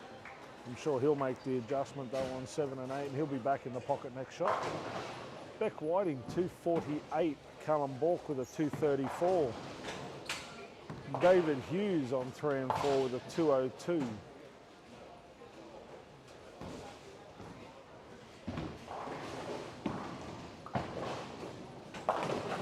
Matt Flagg with a solid 4-pin. He'll throw 194.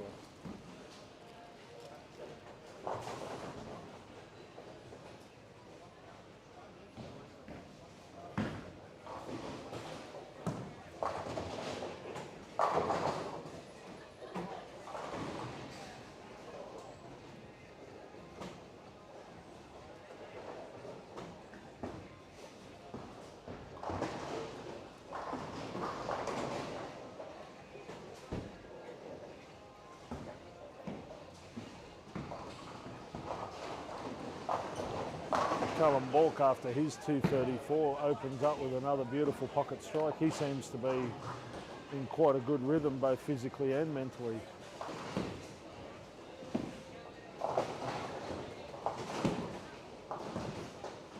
Beck Whiting also continuing her amazing string of strikes with a strike first ball of the team. What ball's that? Strata. The new Strata? Strata. Yeah. Wow. That's my new one. Your new one? Yeah. Strata V2.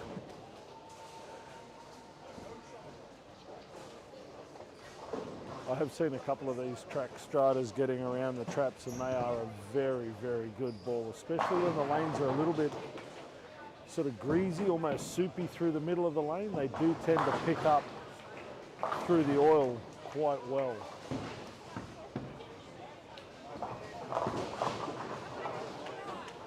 Brendan Muscat's opened up his 6th game with a double.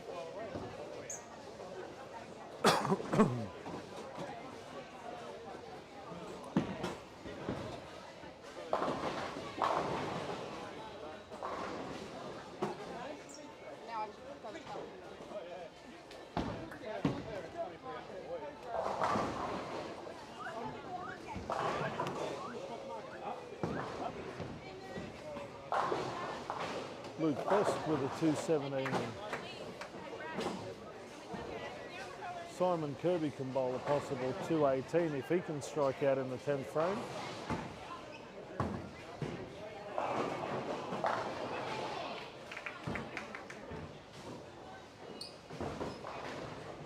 Just as I'm walking along looking at things on 17 and 18, Bianca Schimmer is clean through 3 frames.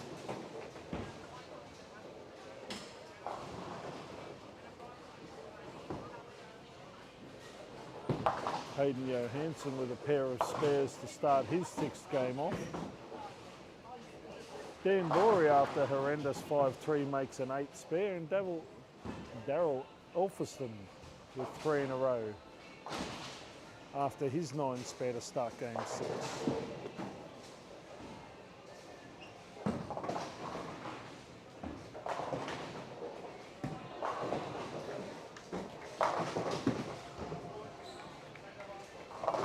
Jenny Notman, after her 9 spare to start, continues with a 3-bagger after her 270 last game.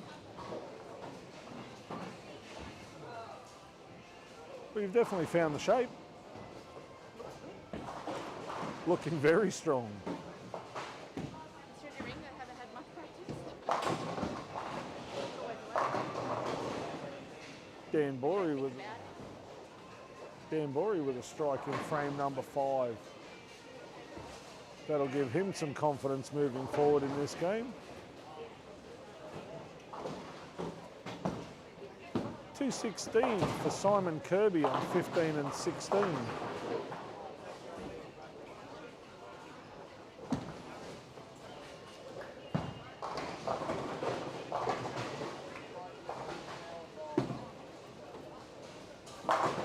Hayden Johansson with a strike in frame number 3 as Grace Fay looks to open her account in game 6 with a 3-bagger. No, she's not.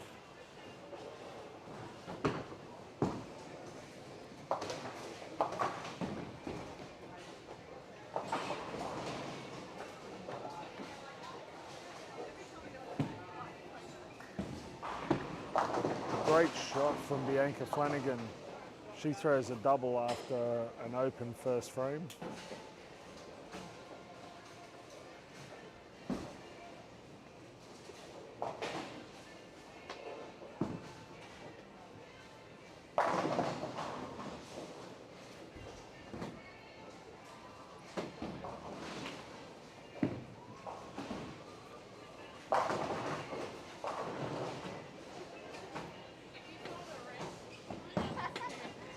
I don't have to see the rest when I can watch that all day. Yeah, but they were just practice games. You've got, what, you've got 7 games to go to make up for them. That's easy done. Especially if you keep throwing them that well. Get a 300, get the money, and then not make cuts. I mean, you think about it though, like, it sounds horrible, but I do feel for the Victorians because you guys, unlike the rest of the country, you just haven't had the opportunity to practice. I've got no stamina whatsoever anymore. And that's been the big factor. Like, I know in Queensland we shut down early through COVID, but you guys have had a lot of stop-start to deal with. So I guess to a certain extent you're behind the 8 ball to start. But as I said, like the 3 shots that I've watched you throw this game have been 3 solid shots. So you do look like a bowler. There you go. You've heard it here first, people. Grace Fay looks like a bowler. I don't watch. I only look like a bowler. Okay, now let's watch frame number 4. I'm pretty sure Grace will be in or around the pocket this shot. Jenny Notman on 23 and 24 is absolutely shredding the rack.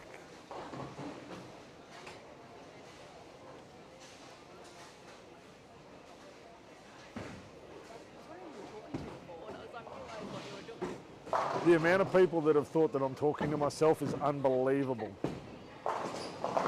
There we go. Grace Fay with another absolute sterling shot on 21.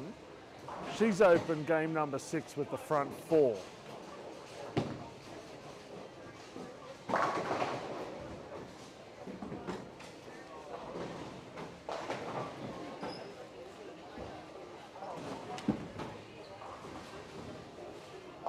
I'll come back when you've got the front 10 and you're still looking like a bowler. Make sure. That's confidence.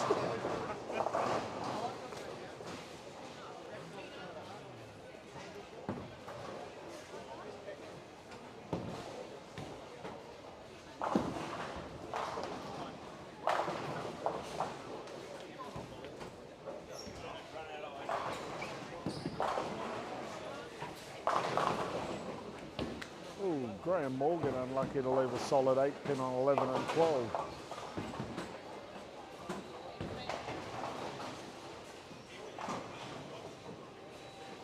I'll pay that. I'll pay it too. It's in the pocket you carried, I'm going to pay it. Do you find that the pattern started to even out a little bit? I feel like I'm a bit of a blockhead, but I know on the right-hand side it looks like it's calmed down a fraction. It's not as unders and overs as the first pair. no, it was still pretty aggressively bad on the last block too. But then again, I've done my normal trick and got the urethane to blend it out, and I don't have the severe back end reaction anymore. But, It does look like it's cooled off a little, yeah, but nothing. If you mis-execute, it's going to bite you in the butt.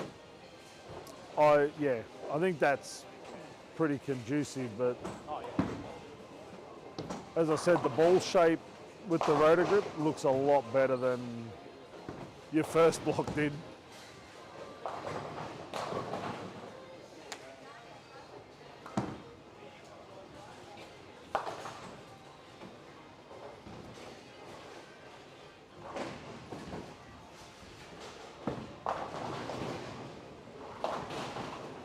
Beck Whiting still very solid through the first 6 frames of her 6th game. Opening up with the front 4, 8 spare 9 on lanes 3 and 4. Matt Clagg's back on target with 3 out of 4 strikes in his first 4 frames of game number 6.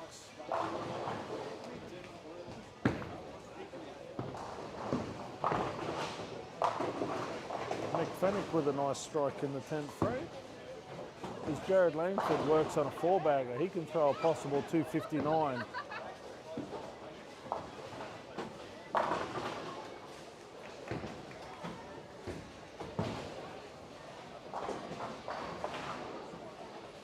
Sean Dunn with 3 in a row on 13 and 14.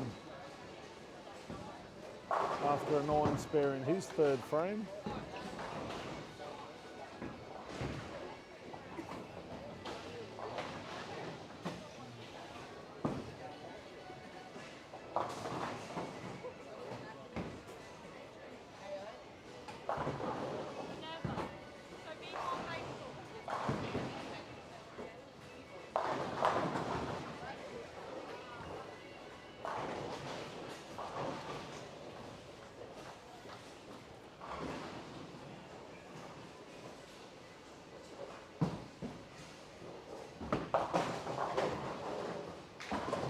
Jenny Notman on fire down here on 23 and 24, working on a possible 248 pace after her 270 in game number 5. That'll boost her total for the block. Not only can Grace Faye strike, she can also spare, which is extremely good.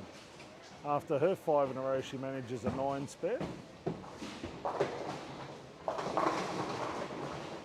Dan Bory with a possible 192 finish if he can strike out in the 10th frame. And that'll be a nice solid block for him with 6 games to go.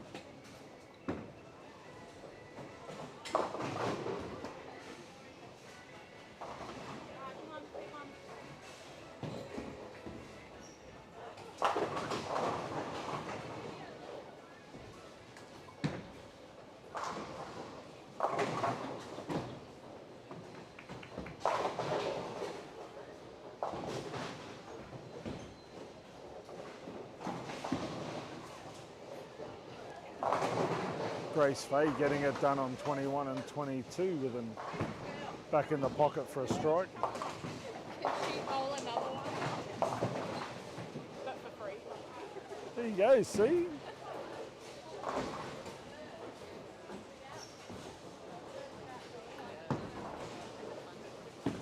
Keep going.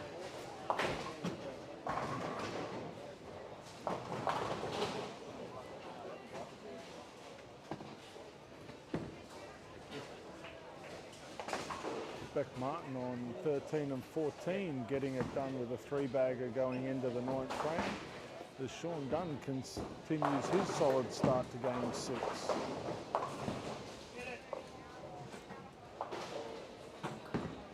Rob McGrath with a 222 on lane 11 and 12.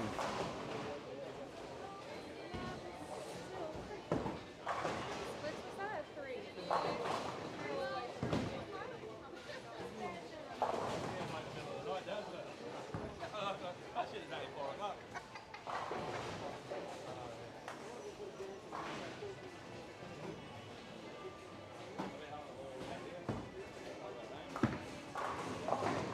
Jared Langford with a 258 in game number 6. That's an outstanding block for him.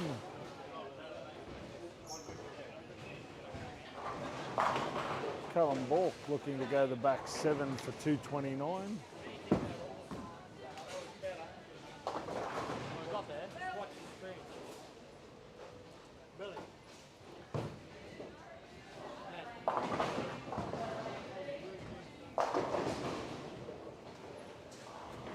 Callum Bork will finish up with 2-0 and Beck Whiting can finish off at 245.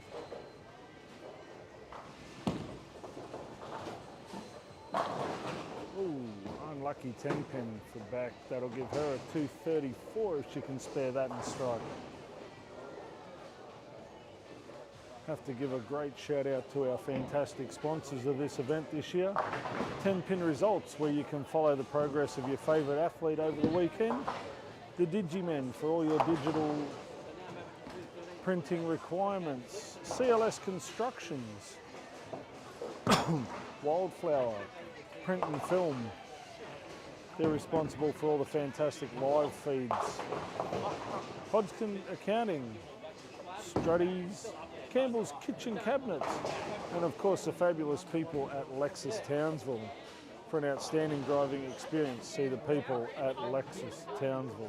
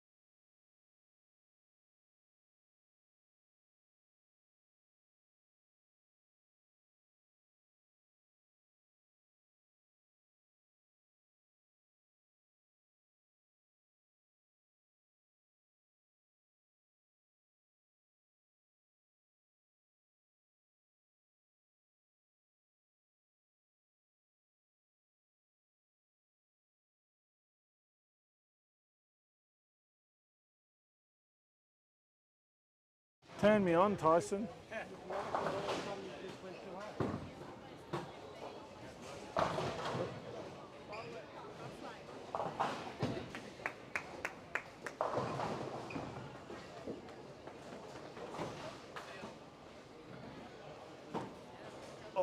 getting bashed up by bowlers, especially the little ones. Jenny Notman with a nice 237 game to back her 270 game up. 204 for Bianca Flanagan and a possible 279 for Grace Fay.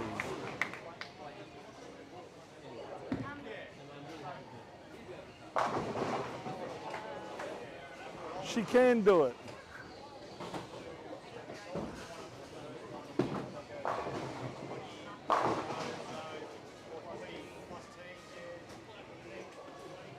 I was only one shot out.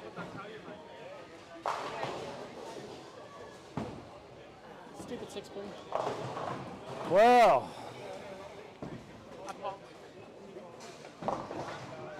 Yeah, but you followed it up with a strike, so... Oh, great strike by Chloe James there. Caves in the left-hand side of the deck.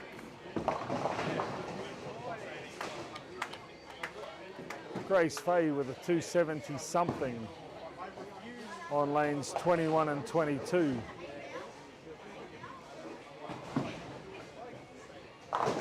Stephen Livingston with a nice 5 spare.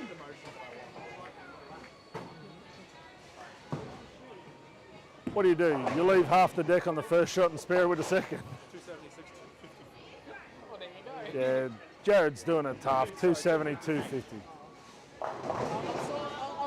Grace Fay showing her class there on 21 and 22 with a nice 279 game.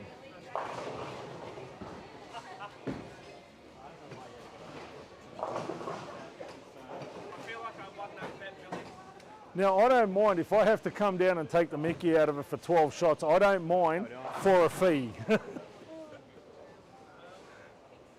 had thrown the 300 and got that money, would have given you a fee. The one shot I didn't rib you on, you'd leave a solid 10.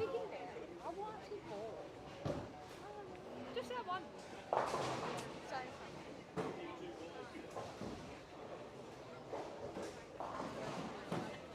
Hayden Johansson with a possible 203 in his 6th game on 19 and 20. Yeah, Bradley, good shot.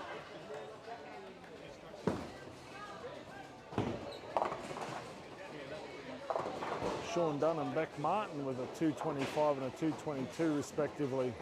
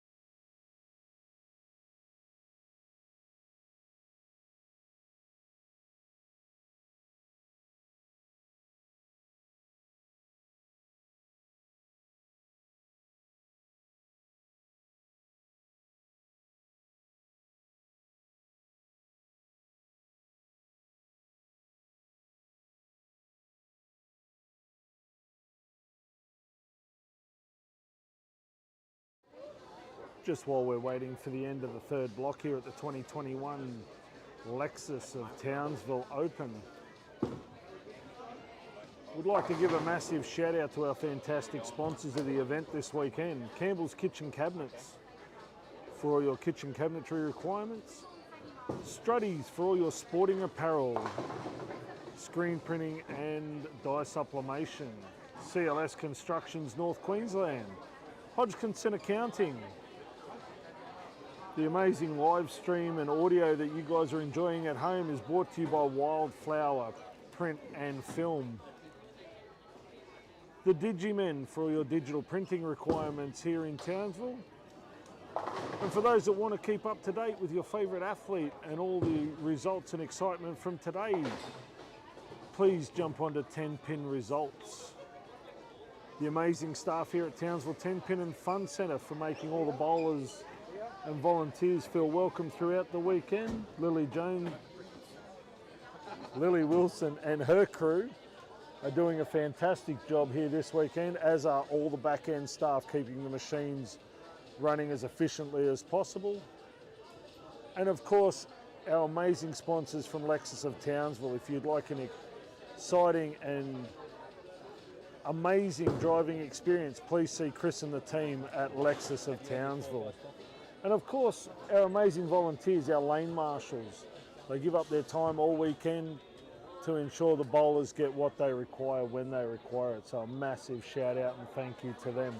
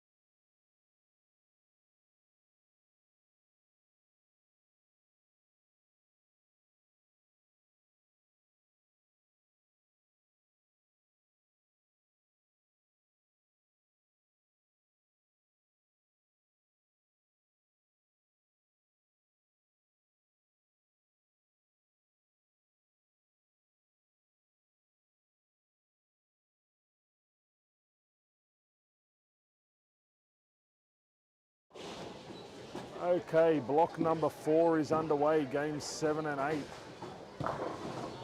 We have Sean Dunn on lanes 9 and 10 and Beck Martin. Beck Martin has opened up with the front 5. Sean Dunn with the front 4 looking to capitalise and make it the front 5.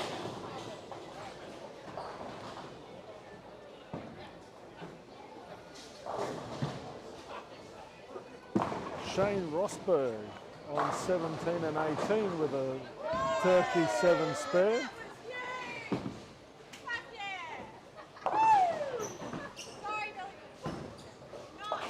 Jenny Notman's on fire. Obviously so is Jamie McGleary. Well, she's on something anyway.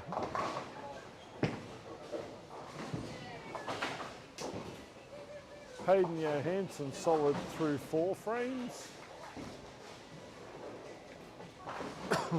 Callum Bork after a strike 7 spares working on a double on 21 and 22. Let's see what the pocket rocket Bianca Schimmer's up to. Opened the first frame, then doubled up with an 8 spare, which is good to see. Callum Bork, Mr. Consistency himself, drains the pocket on 21 for a strike. That gives him a 3-bagger looking comfortable.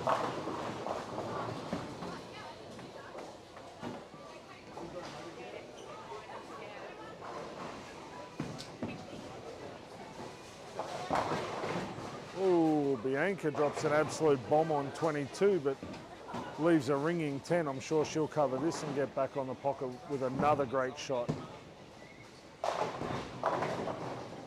Hayden Johansson with a short messenger for a 10 pin, that's all right.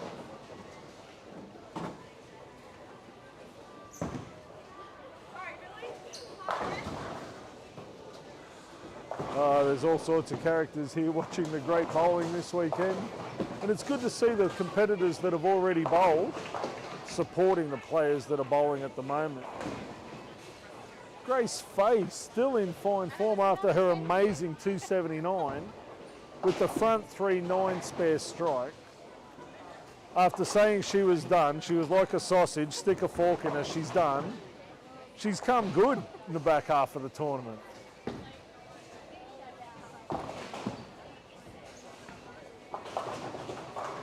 Stephen Livingston, the Earl of Townsville with the front 5.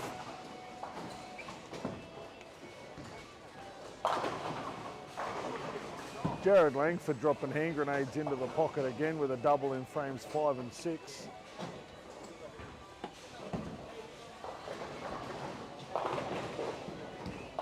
Tiff Holt, nice and solid through the front 4 frames.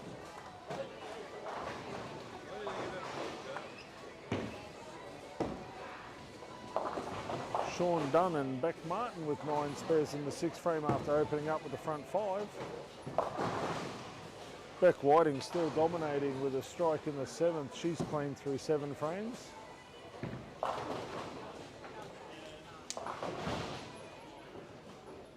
Brendan Muscat with 5 in a row, and Bianca Flanagan with a 4-bagger of her own.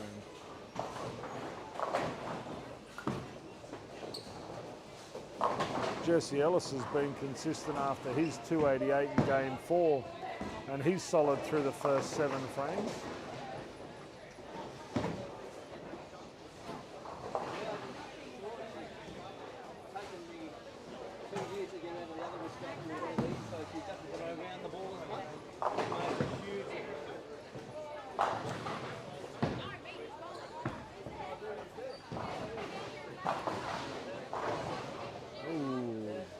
Martin slides one past the 6 pin.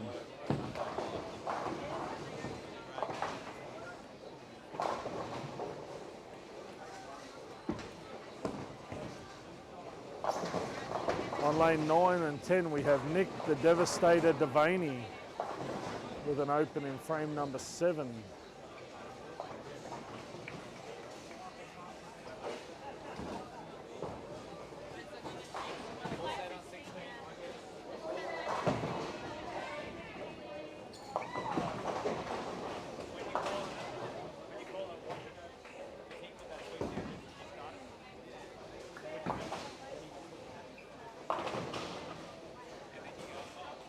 Steve Livingston with the front 6 on lanes 15 and 16.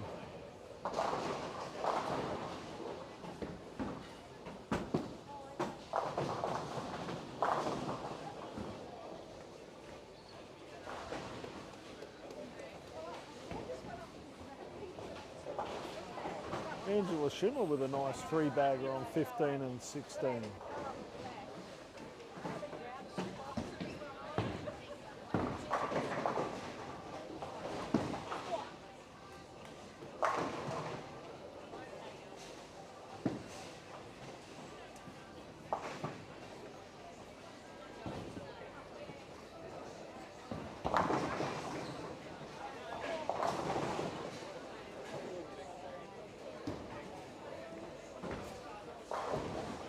Set on 16. Steve Livingston with the front 7 on lanes 15 and 16. He's definitely throwing the ball well.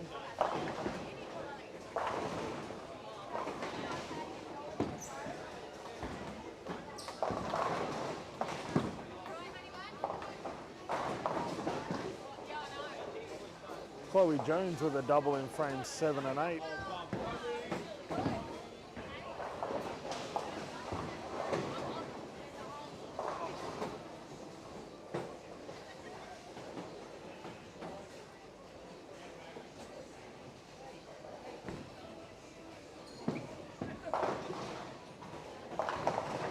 Great shot by Angela Fan, leaving a 4-7, coming up a fraction high, but that puts her back over the card and throwing at a possible 2:06 pace.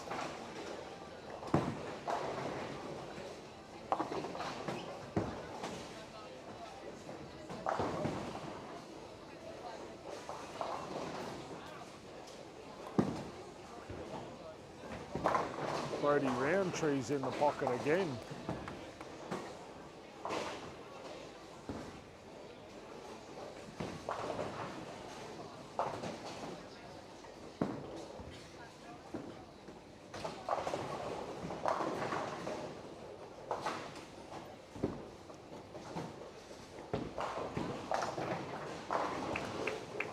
Young Riley Gundy on 17 and 18 with a double in the 8th and 9th.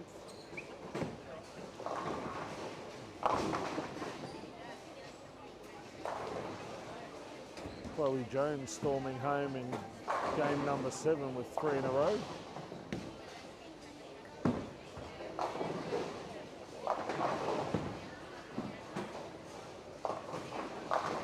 Oh, Stephen Livingston with a ringing 10 pin after his front 7.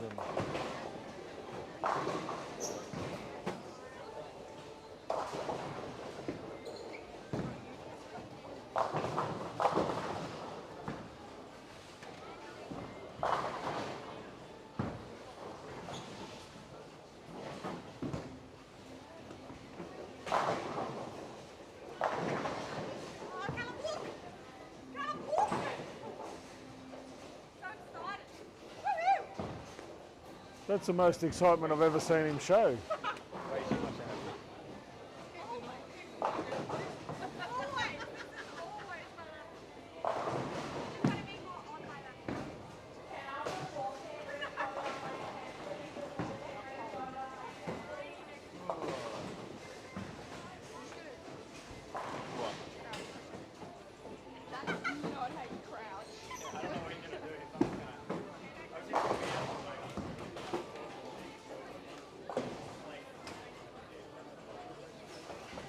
Got some great scores coming up in this game, number 7.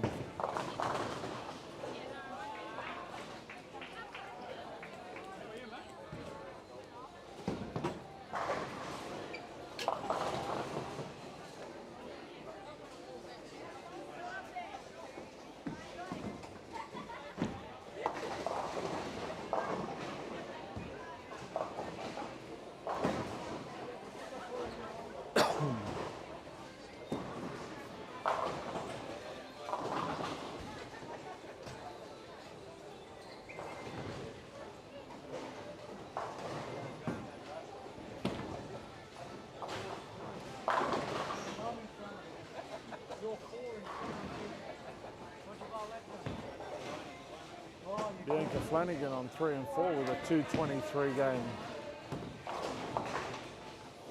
Brendan Muscat with a possible 2:36 game if he can strike.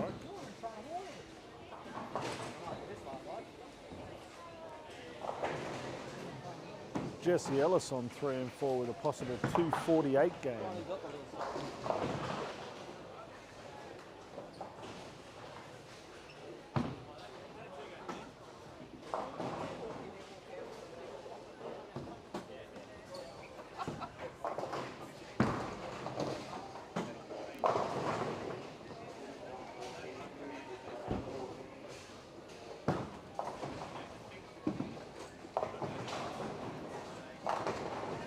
Nice double in the 10th for Beck Martin, giving her a chance at a 2:35.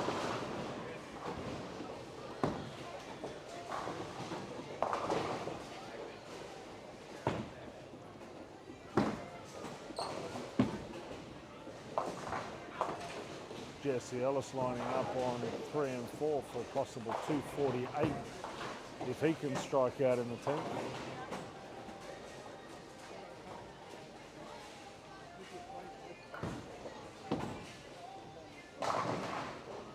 Great strike, first ball of the 10th.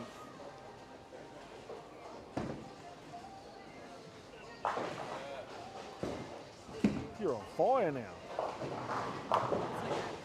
Hey? Not yet. Okay, smouldering. I'm over. It's okay. Smouldering, not quite on fire.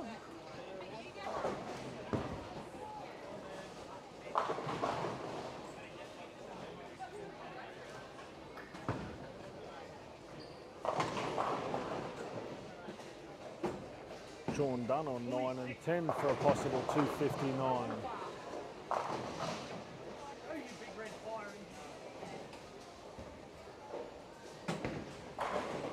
Jesse Ellis on 3 and 4 with a possible 2:48.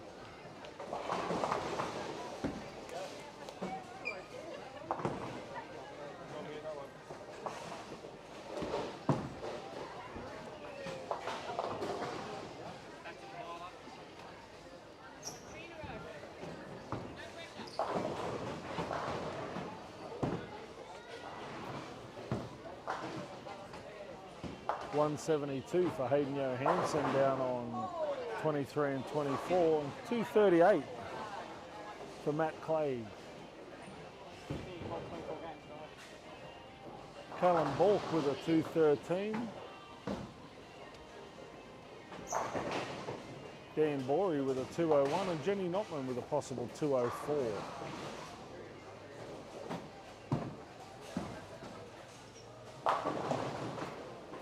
Nice finish there by Jenny.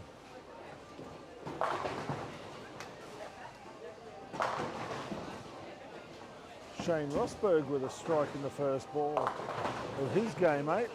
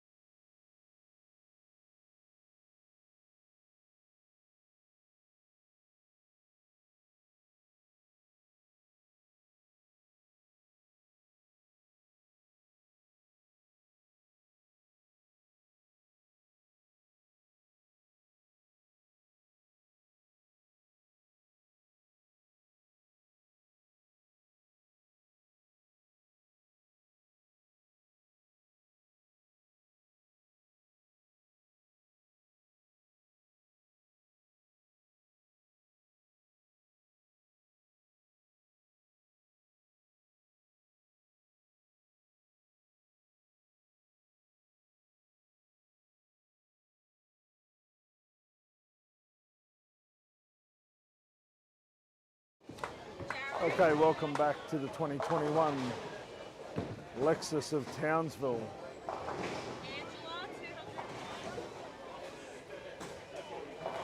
We are in the mid stages of game number 8. We've had some very fine bowling at the moment. We have Beck Martin down on 9 and 10 with the front 6. She's lining up for her 7th strike. I'll just push young Joy out of the way.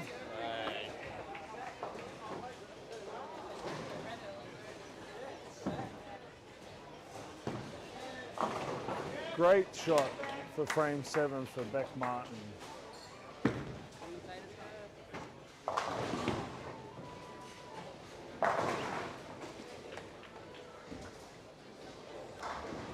I did think that, although young Jesse Ellis did manage to get to the front 10. He did. And the one shot I didn't commentate was when he left the 2-8. So I'm hoping, fingers crossed, that Beck can go all the way.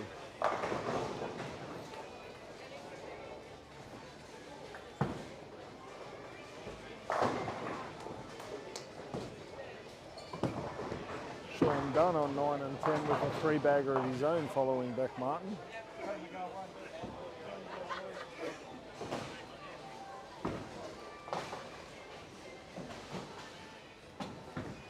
John Dunn on 13 and 14 with a double, and Chloe Jones working on a strike in frame number 5.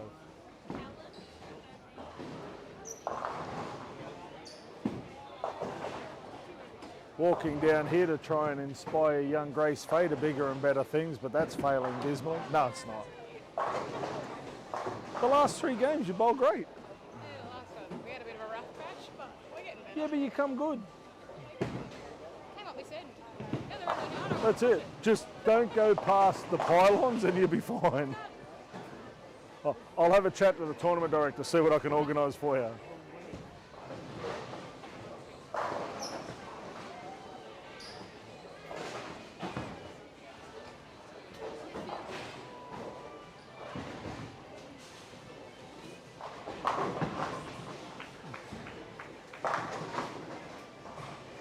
Callum Bork, the Wizard of the West, with a double.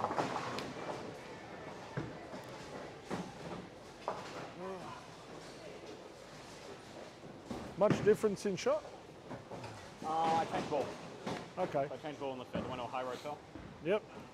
The other balls were just checking up a bit too much, and I went left, and I'd missed the middle. Stayed where I was, got a ball that's a bit plainer through the front. Okay. Yeah, because Jenny was saying on 23 and 24, even though the back end was a little jumpy, she actually bowled up. Balled up. Yeah, she went to something a little more aggressive. Right. Moved left, but played a little more aggressive to try and get the ball to bite a little bit harder. Yeah. So, Yeah, right. and that seemed to work. I mean, she went 270, 250, so. Yeah. Yeah, it definitely worked. Yeah, it just seems to I was using be. an RST. I would just see the lane too much, then wouldn't. I was getting a bit over-under. I was going to say a bit of over-under. Yeah. And then I went to a phase 2, and it just kept jumping. Yep. And I thought, we'll go to the high road, go back a bit. Well, something with a pearl, something just Yeah, to blend big out unit. that transition a bit.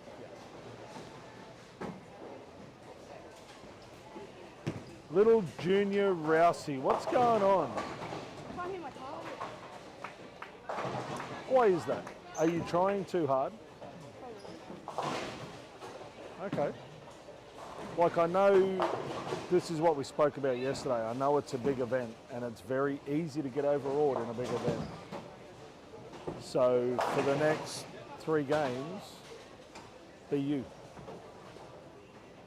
Okay? You've got a good look, just be you. Get aggressive, be you.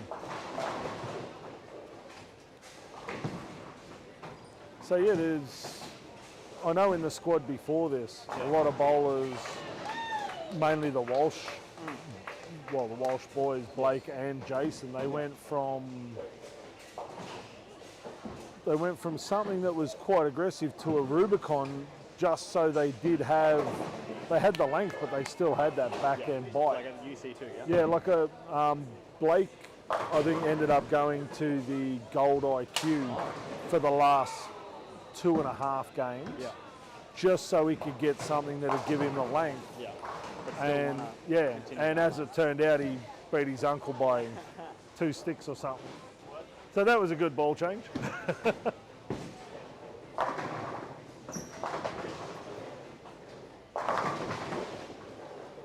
Great shot there by David Hughes with a ball change in the 7th frame.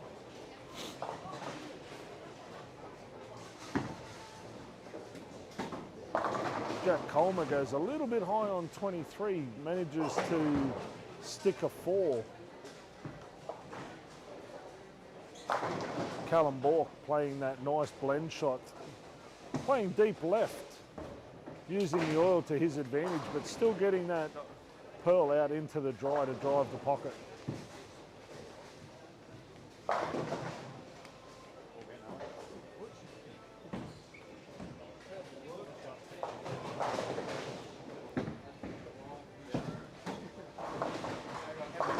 Matt Clegg with a possible 235 on 23 and 24.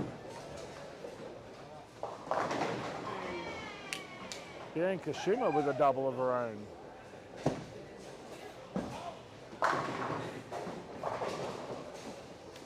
For those of you that are watching the live stream on 21 and 22, young Bianca is only 16 years old and she's out here mixing it with the best in the country. So if you do see the name on some of the youth and junior tournaments, definitely give the young girl a look.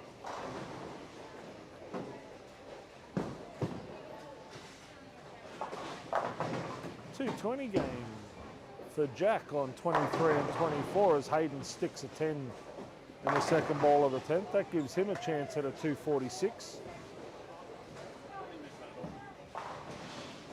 Callum Bork's just up there with a yo-yo at the moment. He's got it on a string.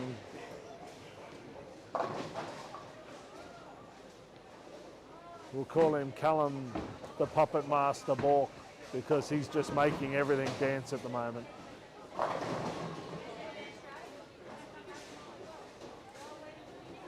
I have had the privilege of taking Callum away with an international team, and there is nothing that Callum won't try if it means a score. And off the lanes, he is probably one of the nicest guys in Australian bowling at the moment, but do not underestimate the man during match play. Hayden Johansson's back with a vengeance, 246.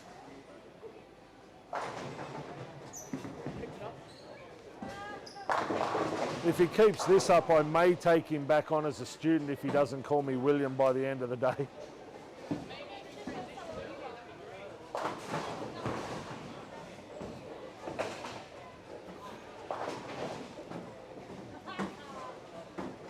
Matt Clegg with a 213 to finish up his game 8.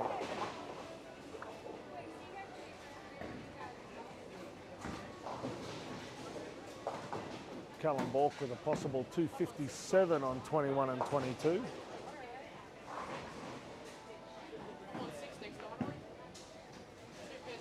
Yeah.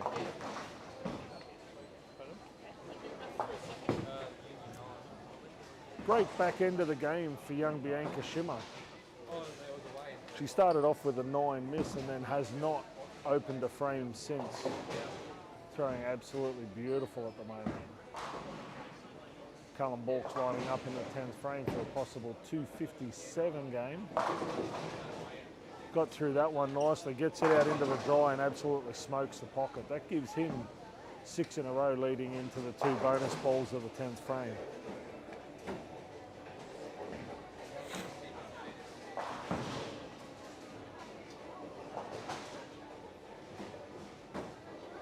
Callum is a true student of the game. There is nothing that Callum, as I said, won't try, won't entertain. Very, very approachable, very, very easy to work with in a coaching environment. And I'm sure his support crew back home, his coach and his parent support network, are very proud of the achievements that Callum's made in his young career.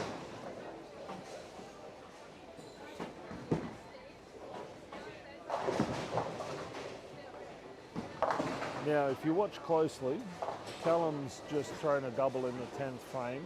On the bonus ball, he will change balls to something that he thinks may give him a better read going into the final block of this tournament. Now bear in mind, pinfall does carry over and he has gone to the Rubicon UC2 just to see what sort of look he gets with this ball.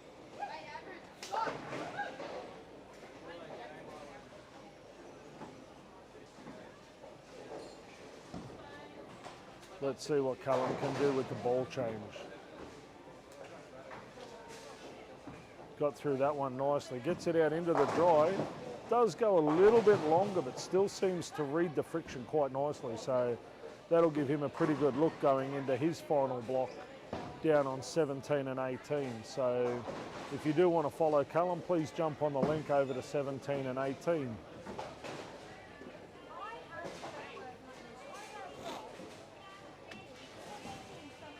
As we look through the centre, Jenny Notman with a 221 finish.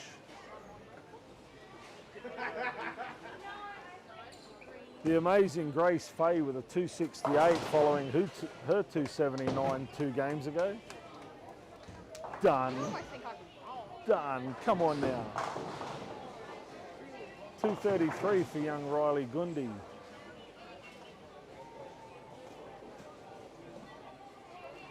$2.29 for Jared Langford.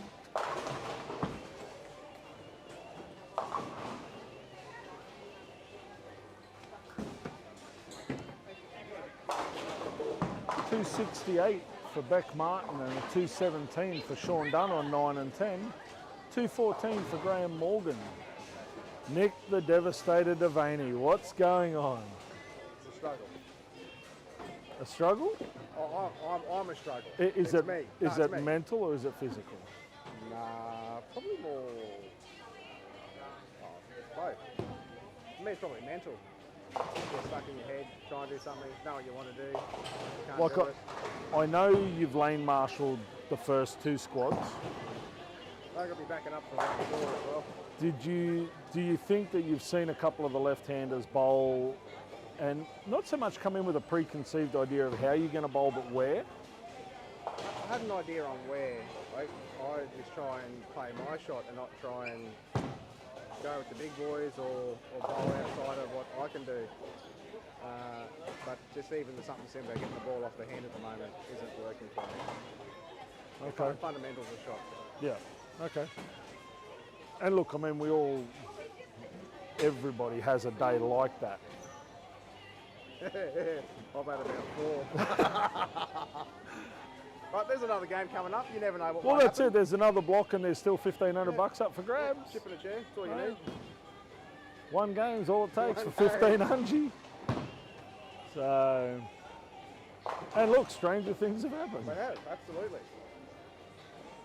We can only hope that strange things are going to happen Right now. right now. Right That'd now. be outstanding. That's it. As we head further down, Bianca Flanagan with a 204 game. Brendan Musker with a 243 and Jesse Ellis continues his amazing form with a 191. Trying not to get run over with bowling balls here as I walk around. Little Rousey Jr. there giving me a bit of attitude.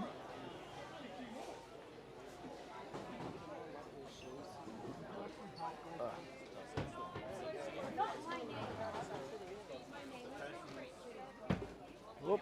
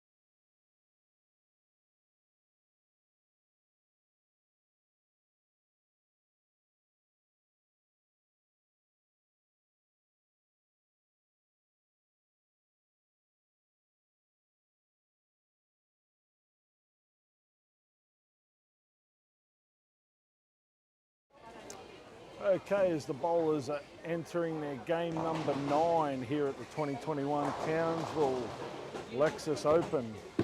Massive shout out to our amazing sponsors this year, Campbell Kitchens Cabinets, Struddies for all your sporting apparel requirements, CLS Constructions North Queensland, Hodgkinson Accounting, Wildflower, Film and Photo. They supply all our amazing live stream. The Digimen for all your digital print requirements. 10-pin results so you can keep track of your favourite bowler with all their live scores and action from today. The amazing Townsville 10-pin Fun Centre. Without them, this tournament would not be possible. And the amazing people from Lexus of Townsville. If you're after an amazing driving experience, please go and see Chris and the staff at Lexus Townsville.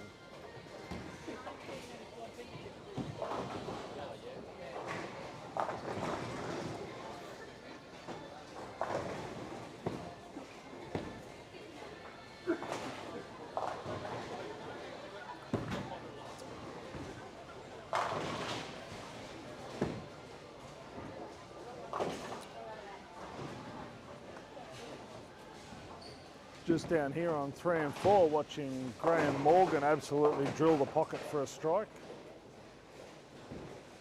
Little Rousey Jr. with a 3-bagger in frames 4, 5 and 6. For those of you that don't know who Rousey Jr. is, that's Bianca Shimmer. Rob McGrath looking at sparing his 6th frame. Beck Martin on 5 and 6. She's solid through the front 6 frames. Sean Dunn also working on a double. Hayden Johansson after a shaky start. He's solid through the first 6 frames.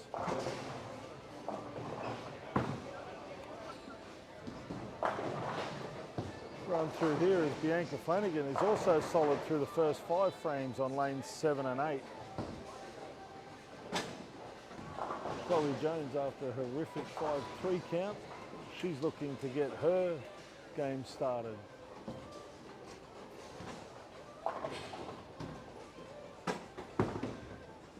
Angela Fan with a strike in the 4th frame.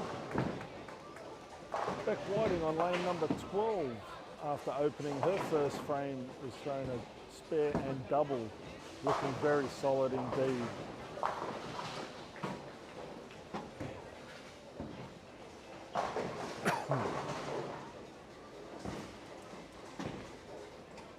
Riley Gundy on lane 13. He's closed through 7 frames.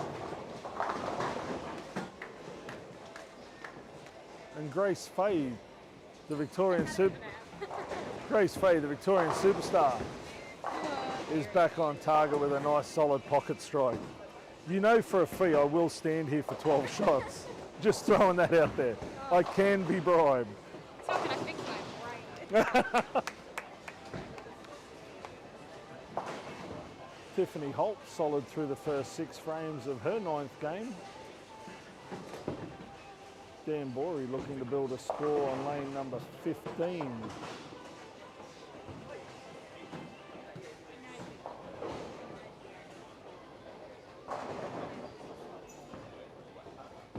Smile, Jen. 3 to go. Make the adjustment, execute the shot. You know the adjustment you need to make. Well, you change balls, you threw a strike. It's obviously a good change. Doesn't have to be, you don't get style points.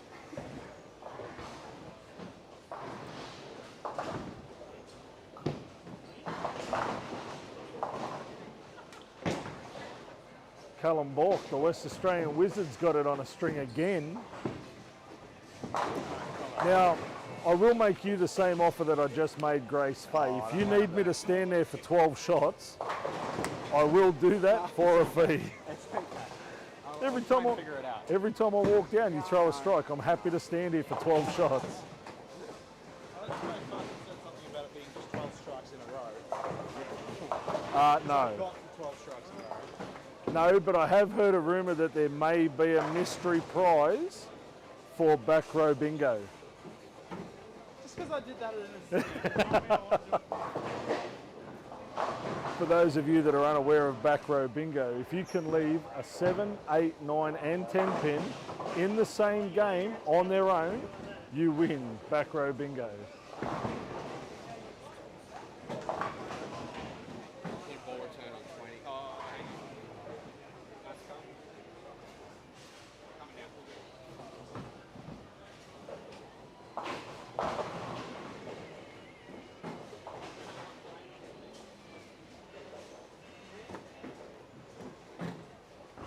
Young Jesse Ellis on 21 and 22. He's solid through the first 7 frames as well. He's been in a very, very good streak of form. Recently winning a few tournaments in southern Queensland before making the trek up here to the far north.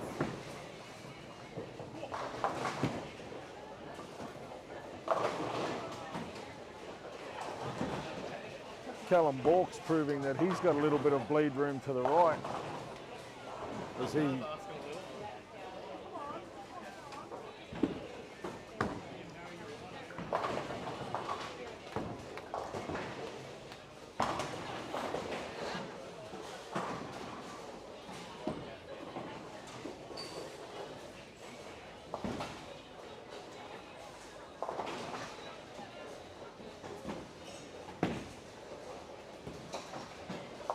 Beck Whiting on a string on lanes 11 and 12 with 3 in a row.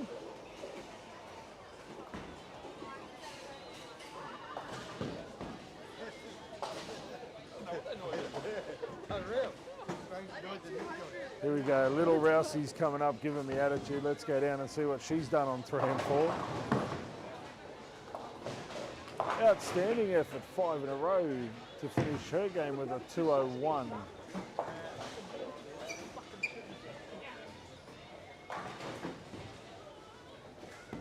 As you may have guessed with that little outburst, Sean Dunn not happy with a pocket 7-10 after a string.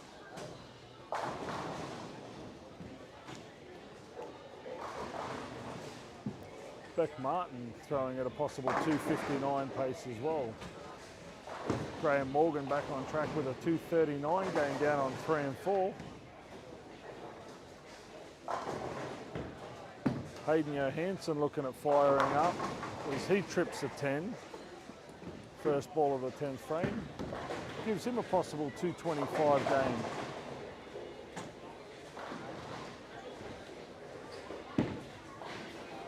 Beck Martin up on lane number 6.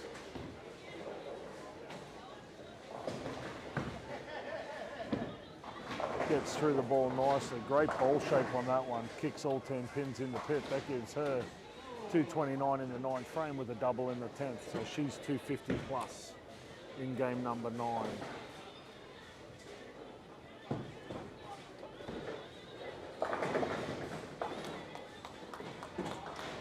Beck showing why she's in the national team. When you can deliver shots under pressure like that. Hayden Johansson with a double in the 10th gives him a strong chance at 225. After a very shaky 2 opens, he's fought back nicely.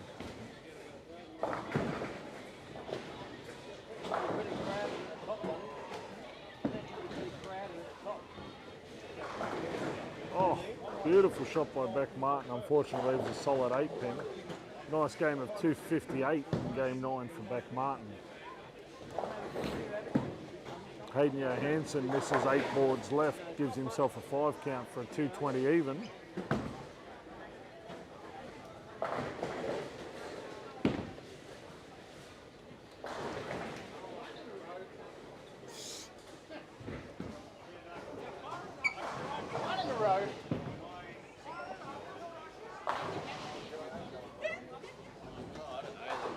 Turn the button off.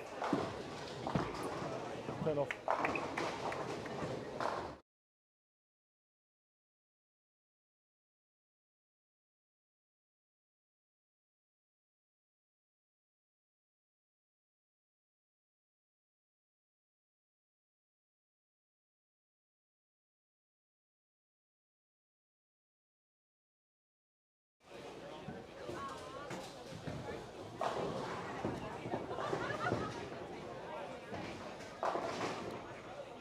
And just throwing the ball well.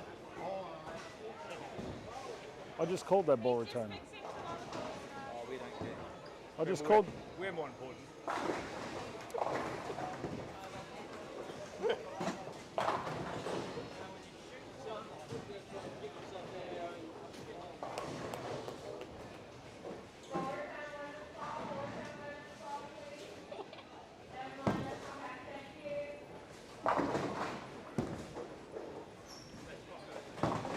Sean Dunn just waiting for a full set on lane number 6 before he can string his 10th frame together for a possible 233.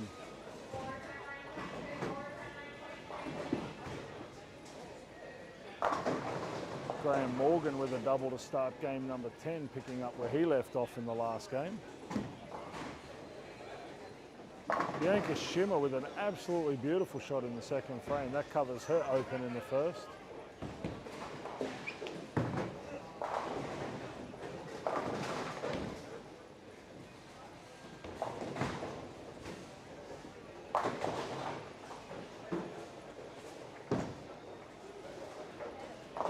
Rob McGrath looking to double up. Graham Morgan working on a double, looking at 3 strikes to start his 10th game. Oh, he gets the break in the third frame. Caves in the fork and on lane number 4. That was sensational. You're a handbag. Hey?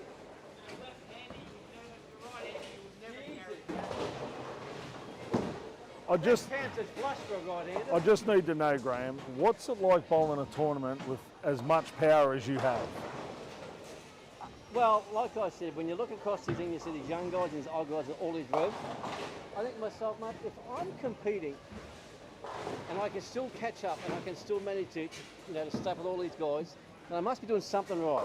You only need enough revs to knock over 10 pins, don't you? I know, so Not 10 full racks. normally I'm pretty accurate, so I'm thinking to myself, if I can keep up with these sort of guys, then I'm all good. I'm happy. That's a fair call. You know what I mean? As I said, you just got to hit the pocket. I got enough to get it done when I get there, so I just got to get there more times than he gets there. That's it. Because his shot's 10 times bigger than mine, so I'm still happy. I can still compete with these guys. That's exactly right.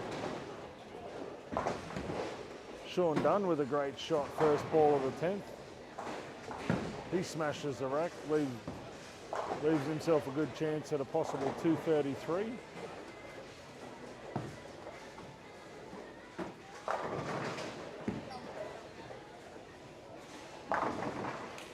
Bianca Schimmer not giving up without a fight.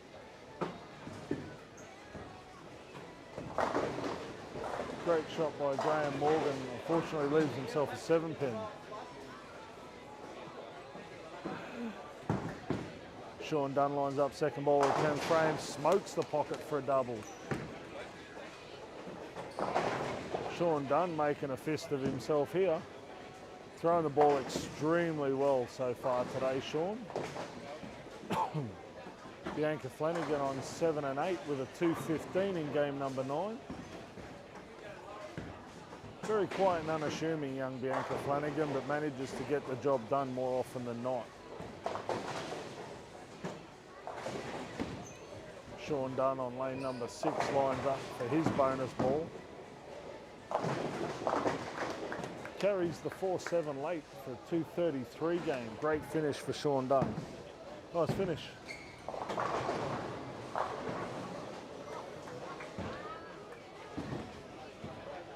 Nice game, B.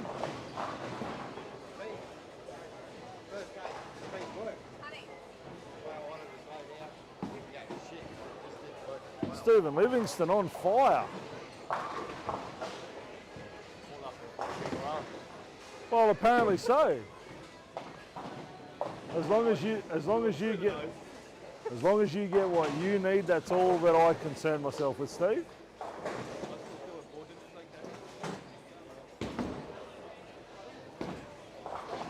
All right, we'll sneak up here on Grace Fay and hope that she doesn't see me standing here so she can throw a nice strike on lane 13 and 14. Oh, great spare by Beck Whiting on lane 11, sparing the 210 to give her a 216. Just saying that offer's still there, okay? 2 games to think about it.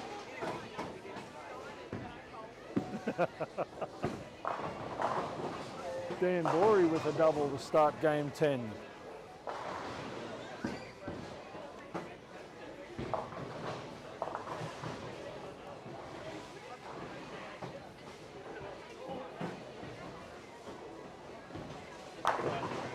Callum Bork with a flat 10 in frame number 3.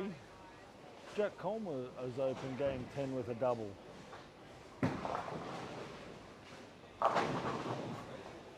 Brendan Muskett's ripping the cover off the ball for a 9-spare strike in game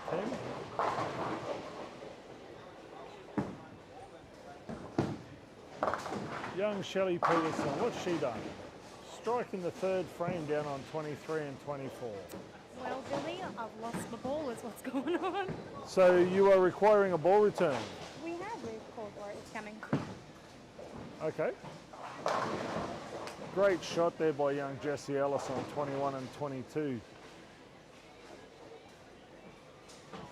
Mick, ball? On which lane? 24.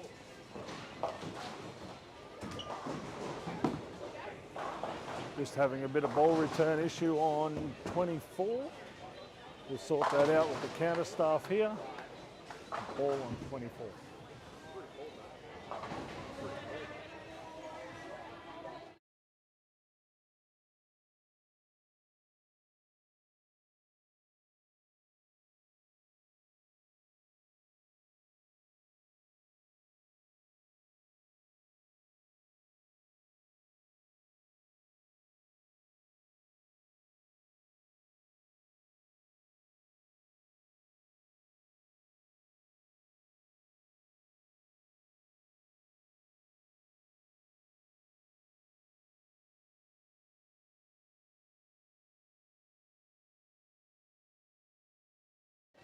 Angela Fan with a 237 in game number 9. Steve Livingston backing that up with a 234.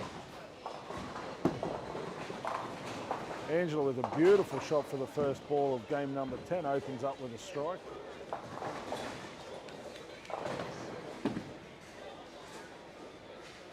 Beck Whiting also with a strike first ball of game number 10.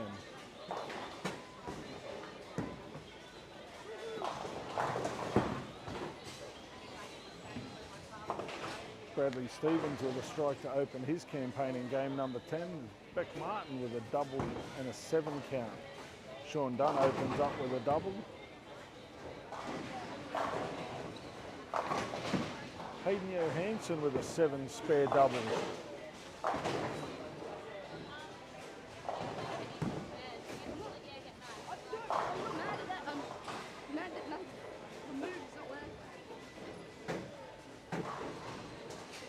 Graham Morgan solid through the first 8 frames of game number 10.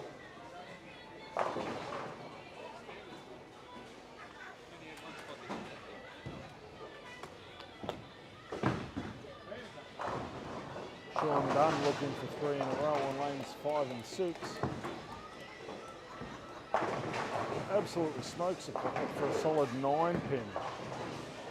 Unlucky break there for Sean Dunn. Beck Whiting, absolute picture of consistency, opening up game 10 with a double, as does Angela Fan.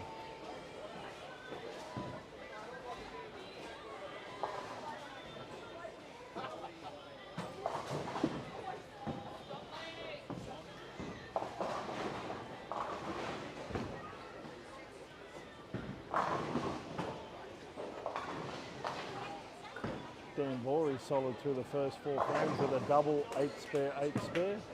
Jared Langford, 9 spare, 4 in a row. I must have done good because he still hasn't got it out yet. It's under the cushion. Okay. 23 and 24 having a few ball return issues.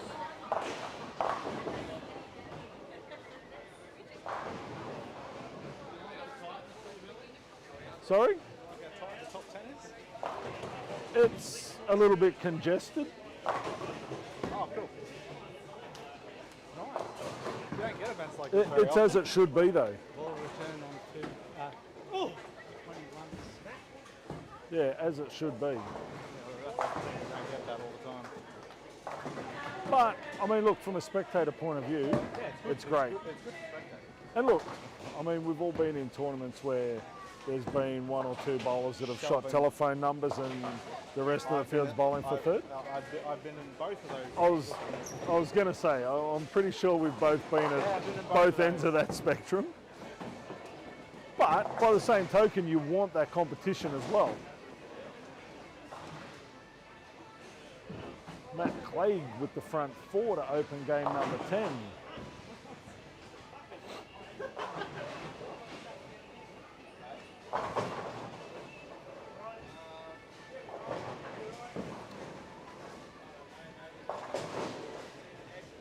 Somebody down here on 23 and 24 has killed the machine. We'll blame Mick Fennick for that one.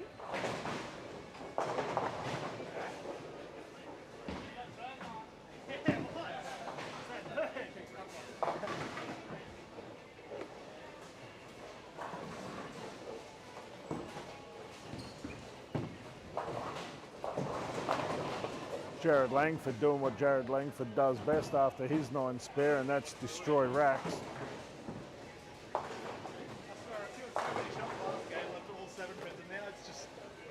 Opened up.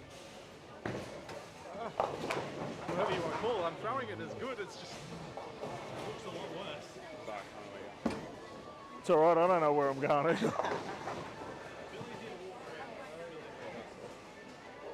In a nutshell, yeah. We'll run with that.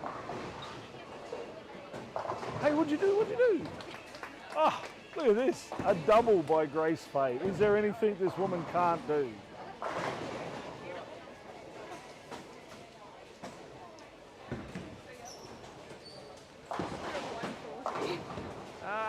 Yeah, it happens. All right, we're going to sit here. We're going to put the commentator's curse on Grace Faye. I believe that she can throw a pocket strike as good as anyone, and we're going to sit here and watch this.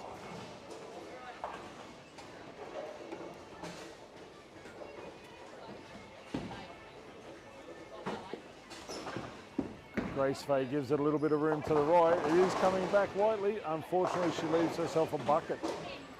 The 2-4-5-8. Beck Whiting on 11 and 12 is nice and consistent through the first 4 frames. Steve Livingston looking at opening up with the front 4.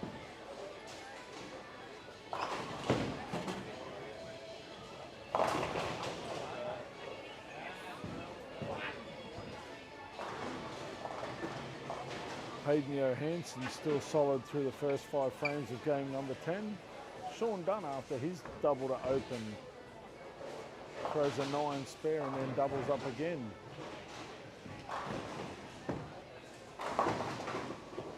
Sean Dunn definitely not a bowler that needs any encouragement to get excited over a shot. Very much a player that wears his heart on his sleeve when he bowls. Angela Schimmer with a beautiful pocket strike in frame number 5. Keeps her solid through the first 5 frames. Hayden Johansson goes slightly left in frame number 6. Now I'm pretty sure because Hayden's gone Brooklyn and ridden that, I'm pretty sure his coach will sting him $2 for that when he gets home. Ah, you must think I'm easily bribed. Then again, I am.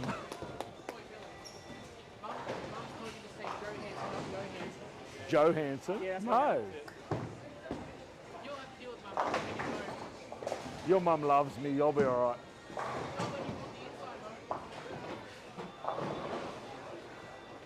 It just turned up.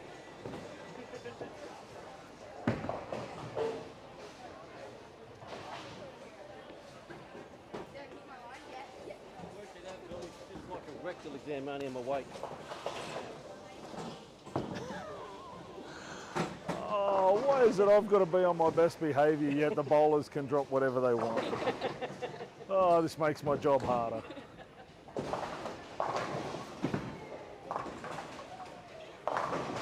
Oh, beautiful shot there by Angela Fan. Young Bianca's down here watching Mum bowl, maybe trying to pick up a few tips and tricks.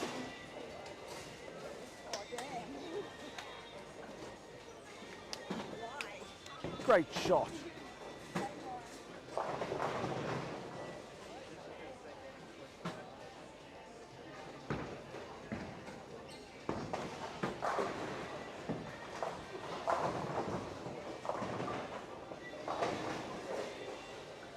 Hayden Johansson with the double down on lane 5 and 6. Hayden's bowled a very consistent first 4.5 blocks. Only thrown one game under 200. I think he had a 172. Bounced back with a 246, which is the way to do it. So was it a good ball change? I only chucked 168 the last game.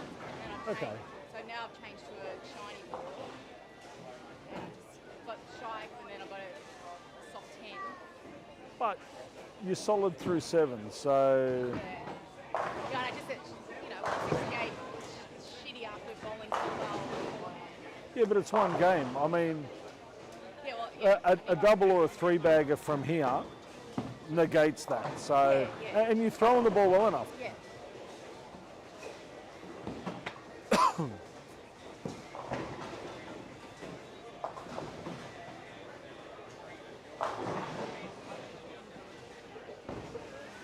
Callum Bork with a ringing 10 in frame number 9. He won't mind that too much. He'll make that spare and move forward.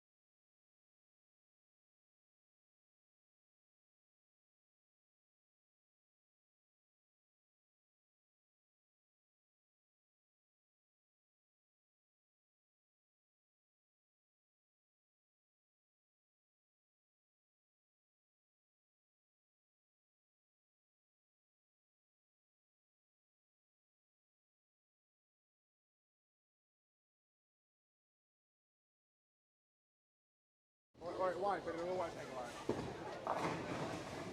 Alrighty, they finish up block number 5 or game number 10. I'd like to give a massive shout out to our amazing sponsors of the tournament this year. Campbell's Kitchen Cabinets for all your kitchen cabinetry requirements. Strutties for all your sporting apparel needs. CLS Constructions North Queensland. Hodgkinson Accounting, especially with tax time coming up. Wildflower. These amazing people are responsible for the awesome images that you guys are watching throughout the weekend. So a massive shout out to the Wildflower group. The Digimen for your digital printing requirements. And to follow your favourite player, please log on to 10pin results. Of course, we wouldn't be here if it wasn't for the amazing staff at Townsville 10pin and Fun Centre. And for an awesome driving experience, please head to the amazing staff down at Lexus Townsville. Chris and the team are more than happy to look after all your amazing driving experiences.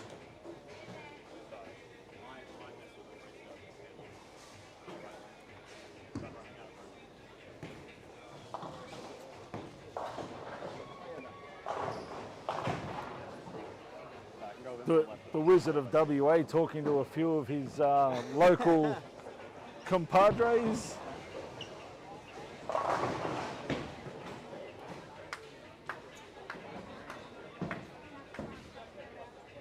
Can we get a ball on 22?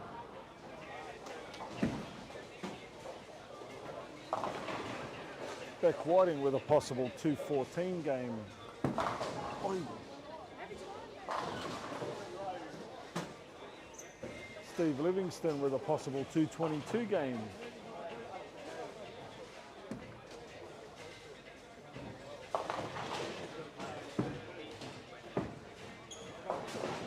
Hayden Johansson running at a possible 2:58 pace, or should I say Hayden Johansson, as I was corrected. I do apologise for that pronunciation slip.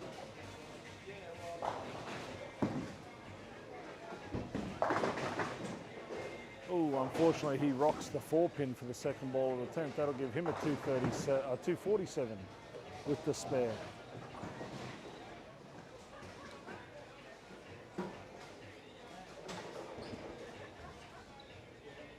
Beck Martin on lane 5 gets through the ball nicely. Beautiful pocket shot, trips a 10, gives her a 209 and continues her great run of scores.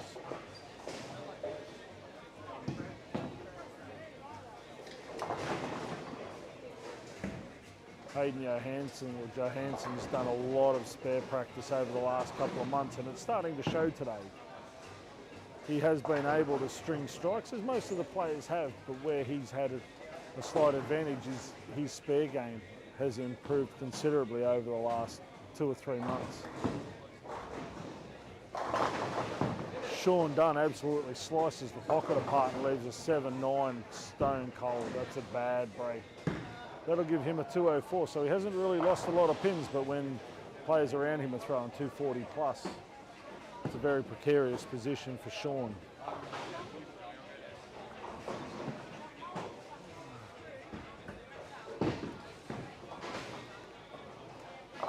Sean just letting his frustrations be known. Angela Fan with a 209 on lanes 11 and 12.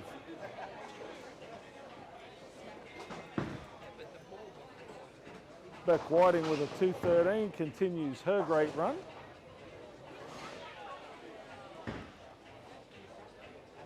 Very skinny 2-0. Yeah, 2-0 is better than nothing. Back 3. Nothing quite like it.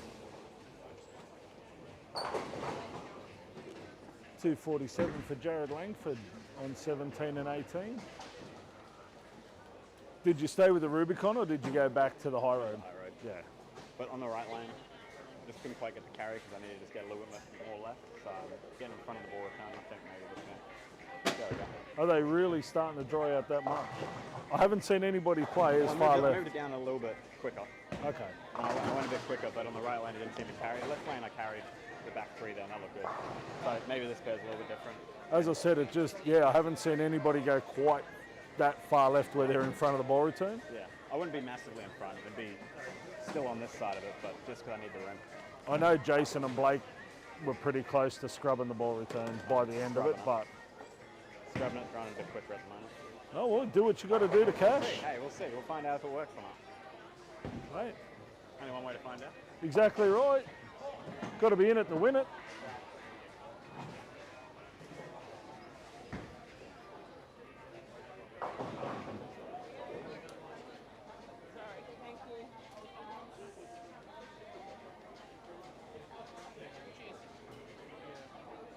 Much better.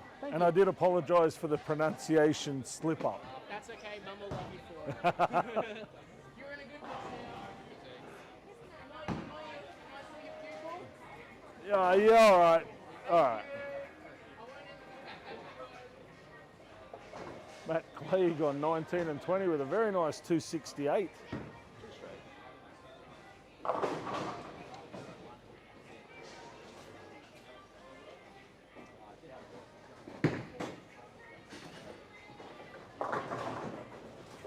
$220 for Brendan Muscat and $227 for Jesse Ellis in game number 10. All under carpet, Mr. Gardner. On 24. Ball went under carpet. 15 minutes before the That's a bit of an oops situation. Yeah, it sort of makes you ask a few questions, doesn't it?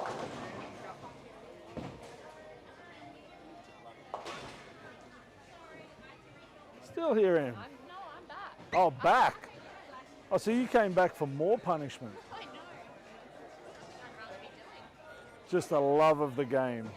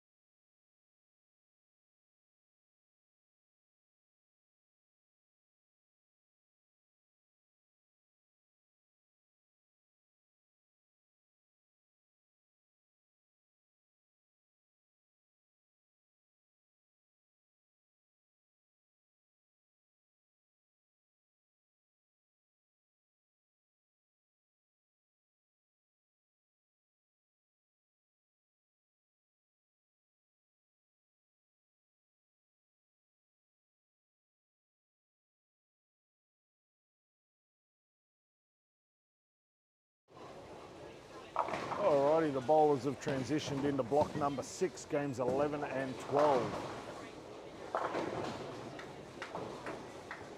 As we've stated in the previous 2 squads, a lot of moving and shaking goes on in those middle couple of blocks. The lanes start to transition, things start to even out for some, but we do, as we heard from Callum Bork earlier, there is a little bit more unders and overs starting. So one ball will skate through, one ball will jump a little bit high, and players have to be very spot on. Not only ball reaction, but also ball speed. We found that more relevant last night with the smaller squad. The transition didn't happen until slightly later in the event. However, this block seems to have started to transition around about end of game 4, early into game 5. We're now into the penultimate block. A lot of players that are right on the fringe of the cut, and we do have a bit of a log jam for the top 10 spot. So results and carry here can be the difference between a 2nd or 3rd place finish and a 10th or 11th place finish going into round number 2. If you go through and have a look at the live scores after 10 games, in the women, there's no more than 140 pins between 1st and 7th at the moment, and in the men's,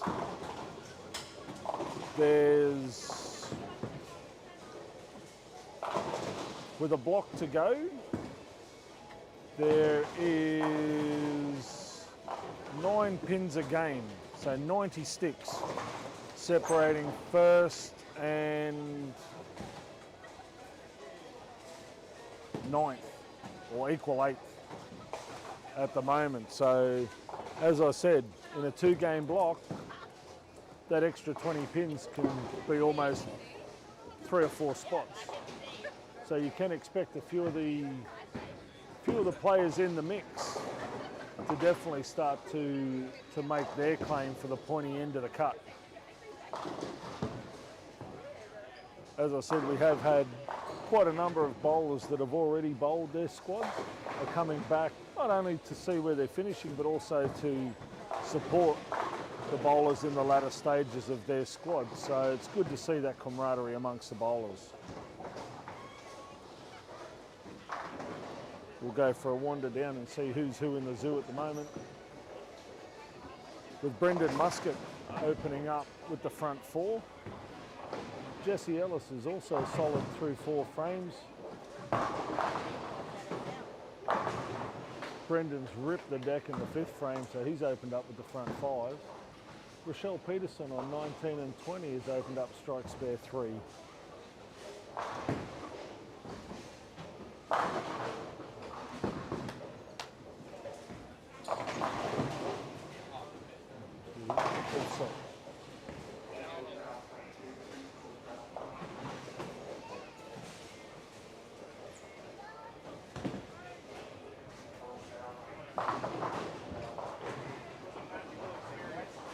Sean Dunn with the front 3 on 23 and 24 also, and Brody Roundtree opening up with the front 4 on 23 and 24.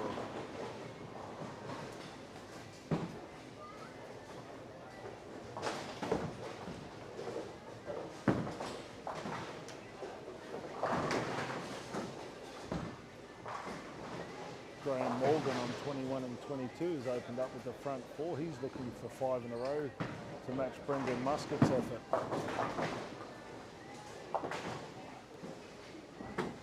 Sean Dunn's gone a little soft with his ball speed, gone through the nose, left himself a 4.69. Not an easy spare at all.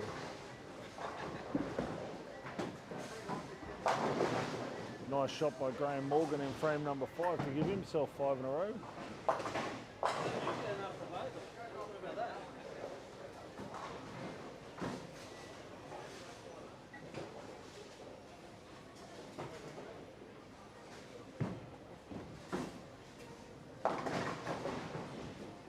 Brawn versus pension card. Fair call. Battle of the powerhouses, eh? Oh, you gotta look left and right. You got big grunty power left and right. There's a big rev rate on the pair, isn't there? Huh? There's a big rev rate between the two pairs. Oh, shit. Can't compete with these. Well, you compare a small city with what's on these 4 lanes. Yeah. Oh, Beck Martin unfortunately rings a 10 on 23. Brodie Roundtree getting up on lane number 24, hoping for 5 in a row.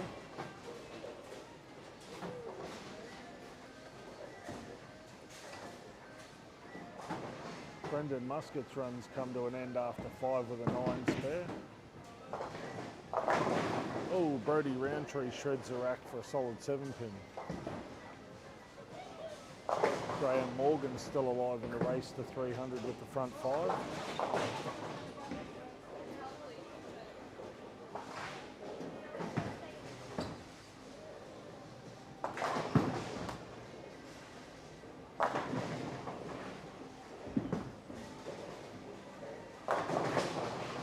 Graham can't quite kick out the 10-pin, unfortunately.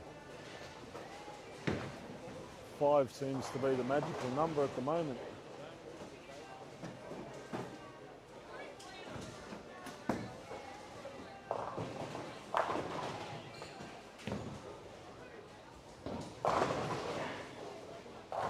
Matt Craig, after a spare in the first frame, has managed to string 5 in a row.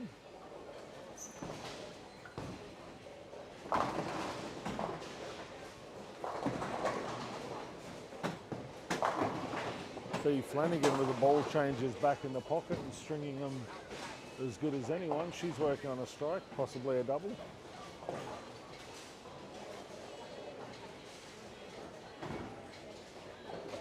So they reckon next squad's going to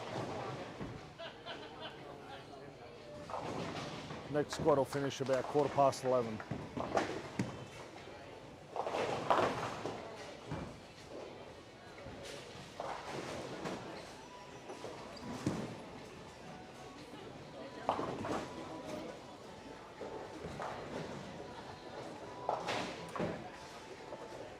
Simon Kirby solid through the first 4 frames on 3 and 4.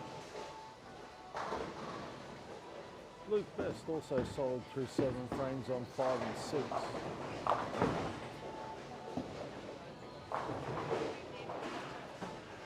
Angela Fan destroying the rack on 7 and 8, bowling with her daughter.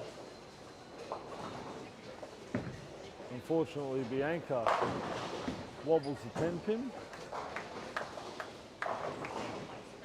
Hayden Johansson was 7 in a row.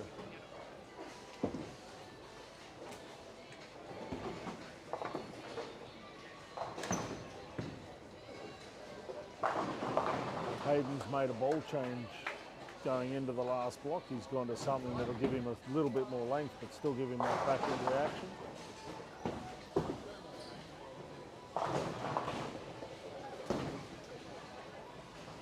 Matt Clay also with 6 in a row after a spare in the first frame of game number 9.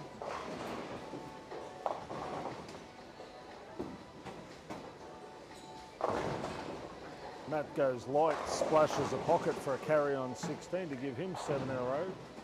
And he's throwing at 290 pace at the moment. Hayden Johansson on 9 and 10 is also throwing at a possible 290 pace. Both bowlers not giving an inch. Sorry, Hayden's bowling at 260 pace.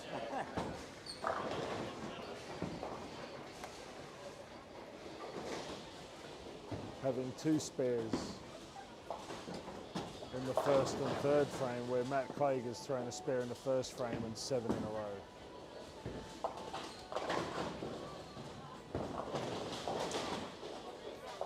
Once again, there is an extra $500 up for 300 game here this weekend, with the proprietors at Townsville 10-Pin and Fun Centre chipping in another $500 on top of the $1,000 prize pool already.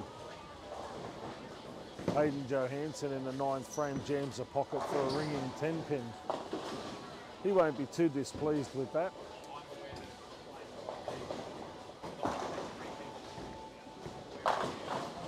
Matt Clay absolutely pumps the pocket in the 9th frame, giving him 8 in a row and still alive for a 290 game.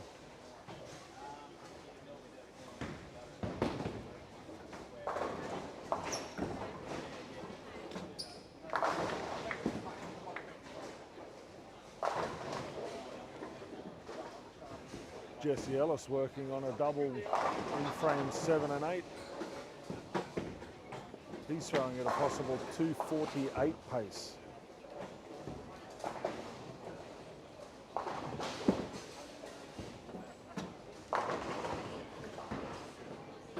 Beth Whiting with a double can throw a possible 205 if she can finish the 10th frame off.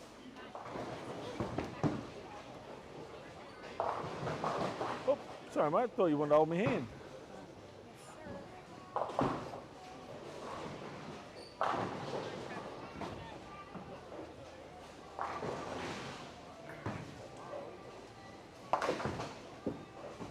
Yeah, with a block to go. 600 behind. You can, that's the leader. That's not the cut, that's the leader.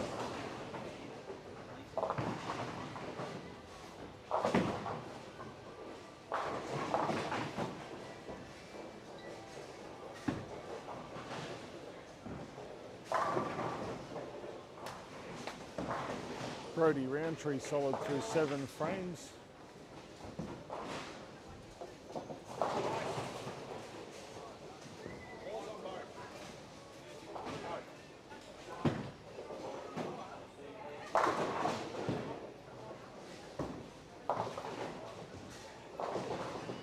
Brody with a chance at 259 if he can strike out.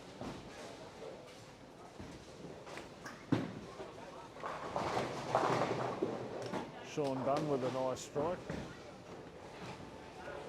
He can strike out for 234, which will mean he won't lose too many sticks.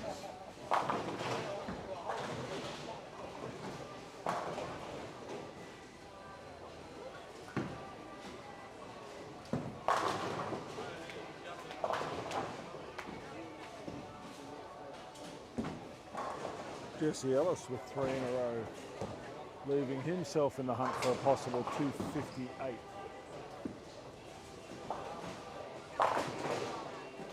Sorry, 248.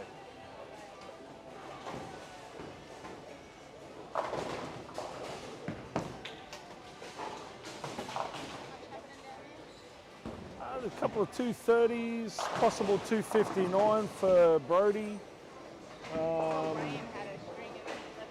Graham had a string then open, but he's thrown a double in frames 8 and 9. So I think he can strike out for 236-ish. No, because he went 5 in a row, 9 miss. I think, and then he went strike, miss, double.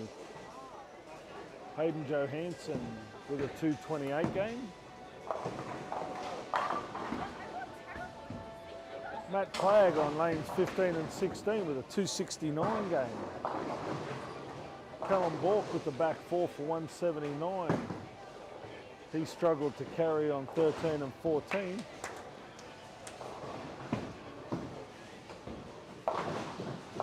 .234 game for Brendan Muscat on 17 and 18.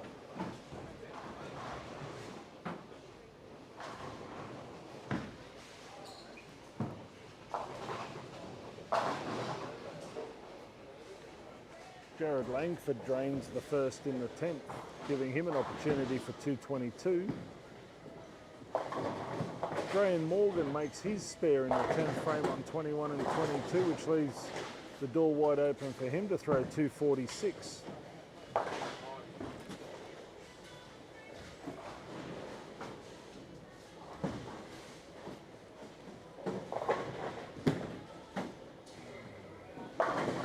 Brody Roundtree on 23 and 24, coming back with a late flurry.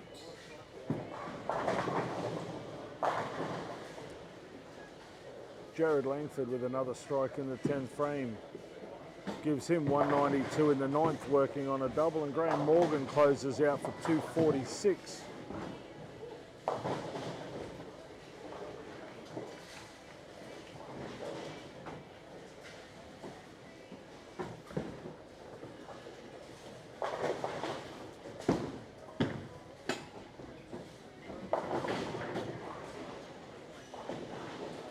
Not a good shot from Brody on lane 23, leaving the 267.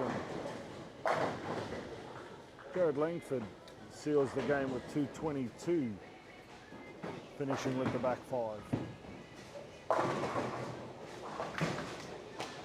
Sean Dunn with a strike first ball of the 10th. He's looking good for 234 in game number 11.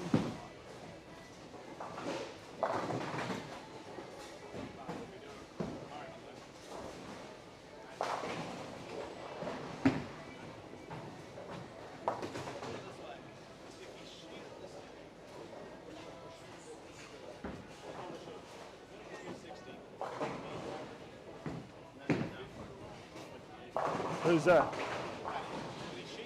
Who? 268.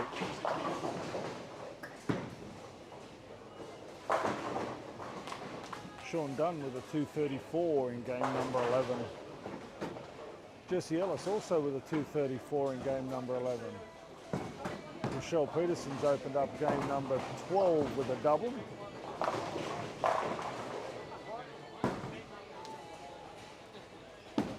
Matt Clegg's opened game number 12 with a double.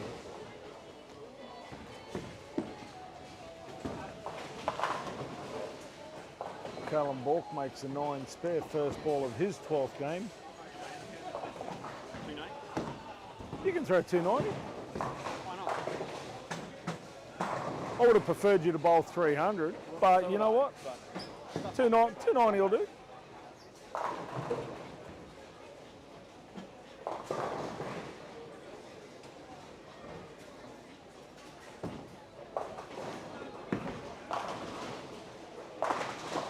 Hayden Johansson with an absolute bomb in frame number 3 for a solid 7-pin.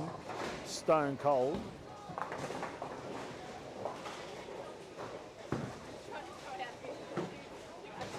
Oh, 246. who? Oh, Graham. Graham.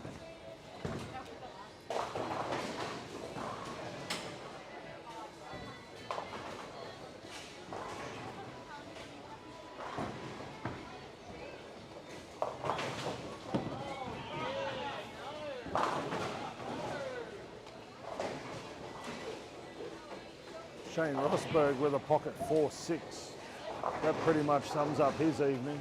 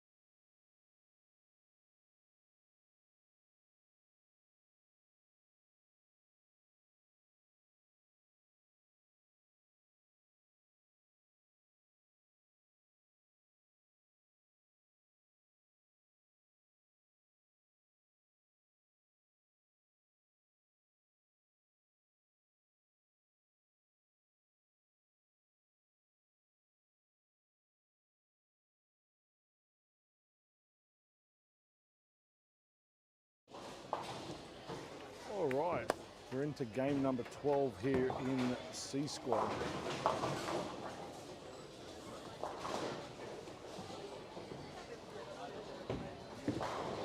Hayden Johansson on 9 and 10 after a double 9 spare 4 strikes. He's thrown an 8 count in frame number 8 to keep him solid through 8 frames.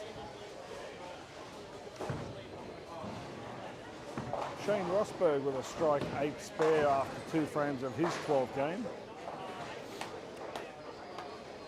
Bianca Schimmer missing the head pin slightly right, leaves a 1-2-4 for a fairly easy spare. Dan Borey on 11 and 12 with a 6 spare, 9 spare double.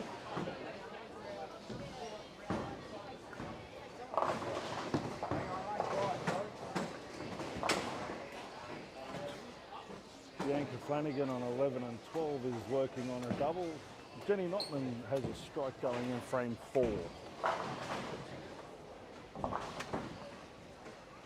Callum Bork with a 9 spare after an open frame in frame 7. Scores as a general rule seem to be dropping off this block. It almost seems to be the transition has really taken hold and there's a lot of players out here a little bit confused as to where to move.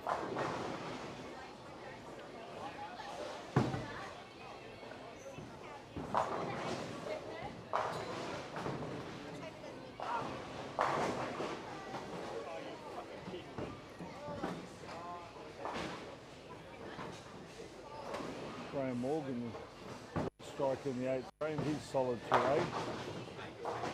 Jared Langford after the front 7 jams a solid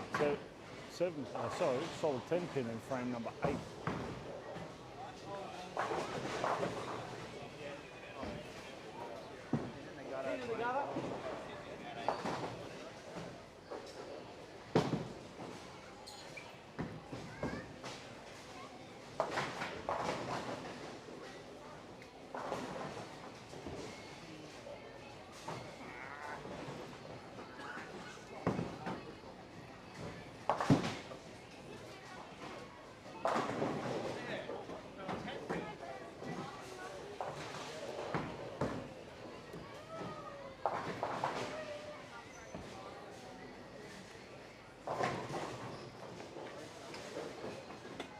Jared Langford spares his 10 pin in the 8th frame. Graham Morgan with a possible 238 following his 246 in game number 11 would give him a solid finish. Gives the ball a little bit of room to the left. Shreds a rack, unfortunately leaves a 7 pin. He can throw a maximum 218.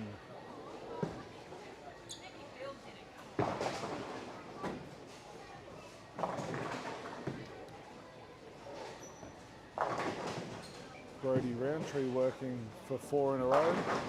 Jared Langford back on target with a strike in frame number 9. He's throwing a 279 pace.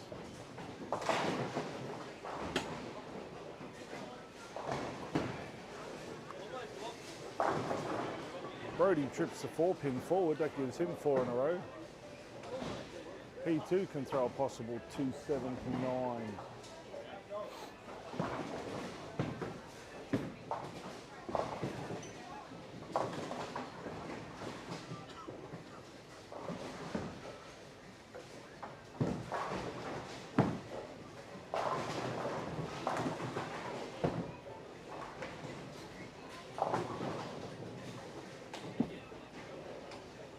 Morgan steps up, throws an absolute beautiful strike, first ball of the 10th.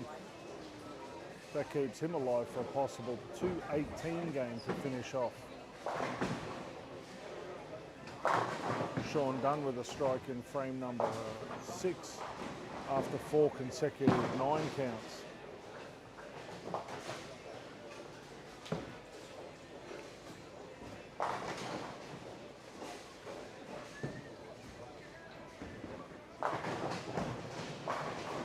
Rochelle Peterson with a 189 in the last block. Last game of her qualifying block. Tiffany Holt finishes with a 172. Graham Morgan unable to double up, so he'll finish with 208. Jared Langford drains the pocket in the first ball of the 10th. He's obviously made the adjustment which saw him leave a solid 10 pin with his last time up on 22. He's still on track for a 279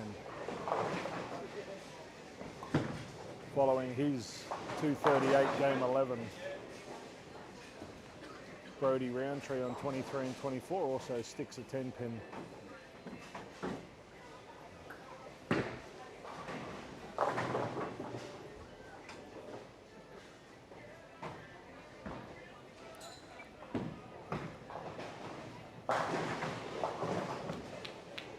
Jared Langford guaranteed at 270 something. All he has to do is stay behind the foul line.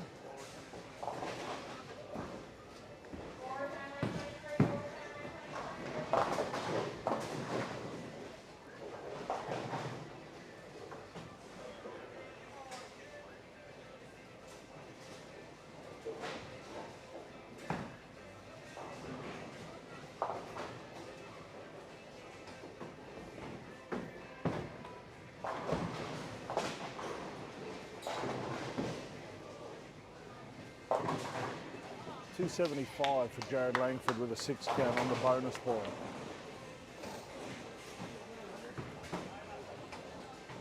Jesse Ellis struggling in game number 12. He can strike out for a maximum 190. Beck Whiting with a 186. Matt Craig with a 176 in game 12. Callum Bork came home with a 207 game. David Hughes can strike out for 235.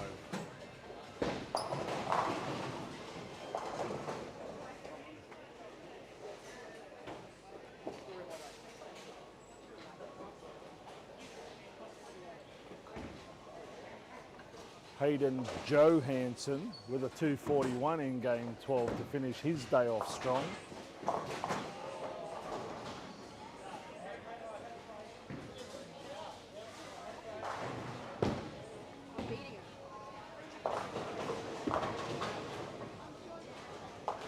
There's a bit of family rivalry on 7 and 8 with Angela Fan and Bianca Schimmer going head to head. Bit of mother-daughter rivalry to see who pays for dinner tonight.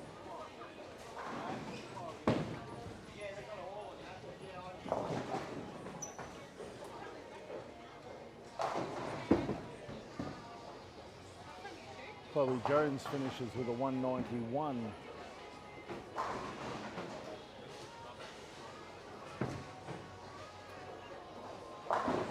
Great shot by Angela Fan. Nice strike in the 8th frame.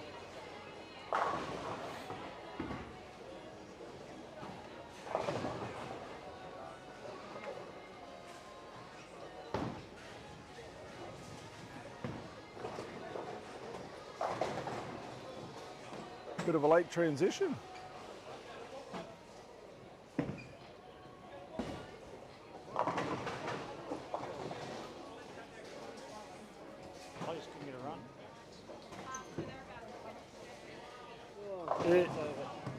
It seemed the last 4 games bit a little bit harder in this squad than it has the 2 previous squads. Yes, indeed.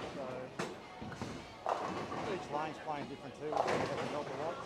So I don't know if that's traffic through a certain area. nah, But yeah, the last 4 games just seem to bite a little bit harder for this squad than it has in the 2 previous squads. yeah, I think it has.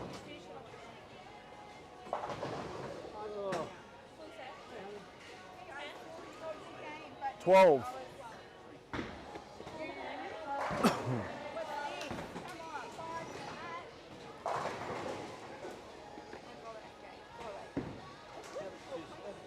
Alrighty, Bianca Flanagan can finish off with a possible 217. Dan Borey with a possible 245 to finish his qualifying campaign.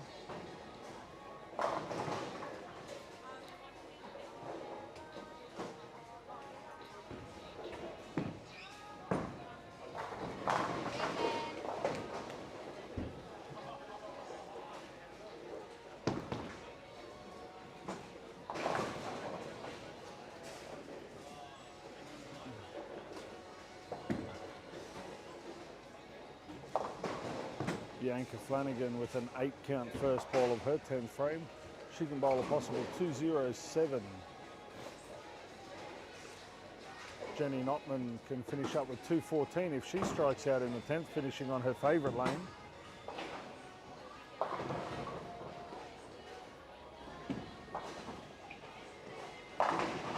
.235 for David Hughes to finish his qualifying campaign.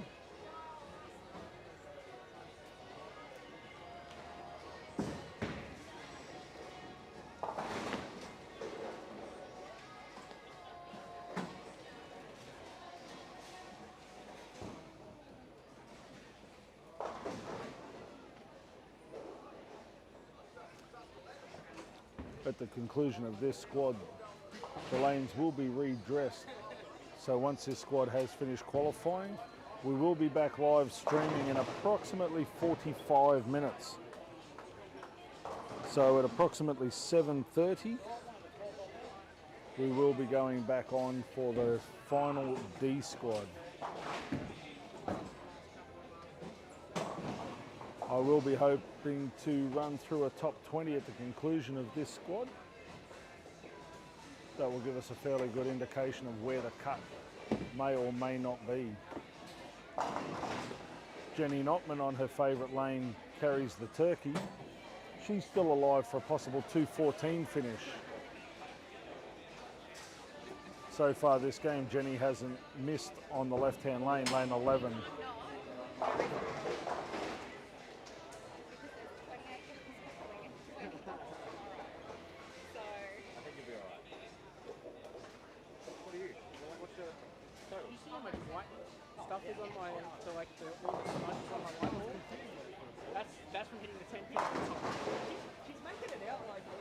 Jenny Notman still perfect on lane 11 this game.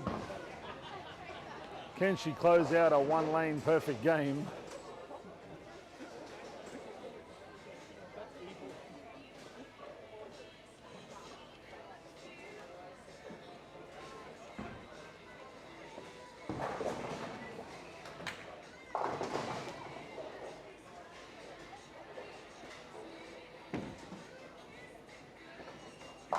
And she does. Jenny Notman finishes with 5 in a row in a 214 game. Good finish from Jenny.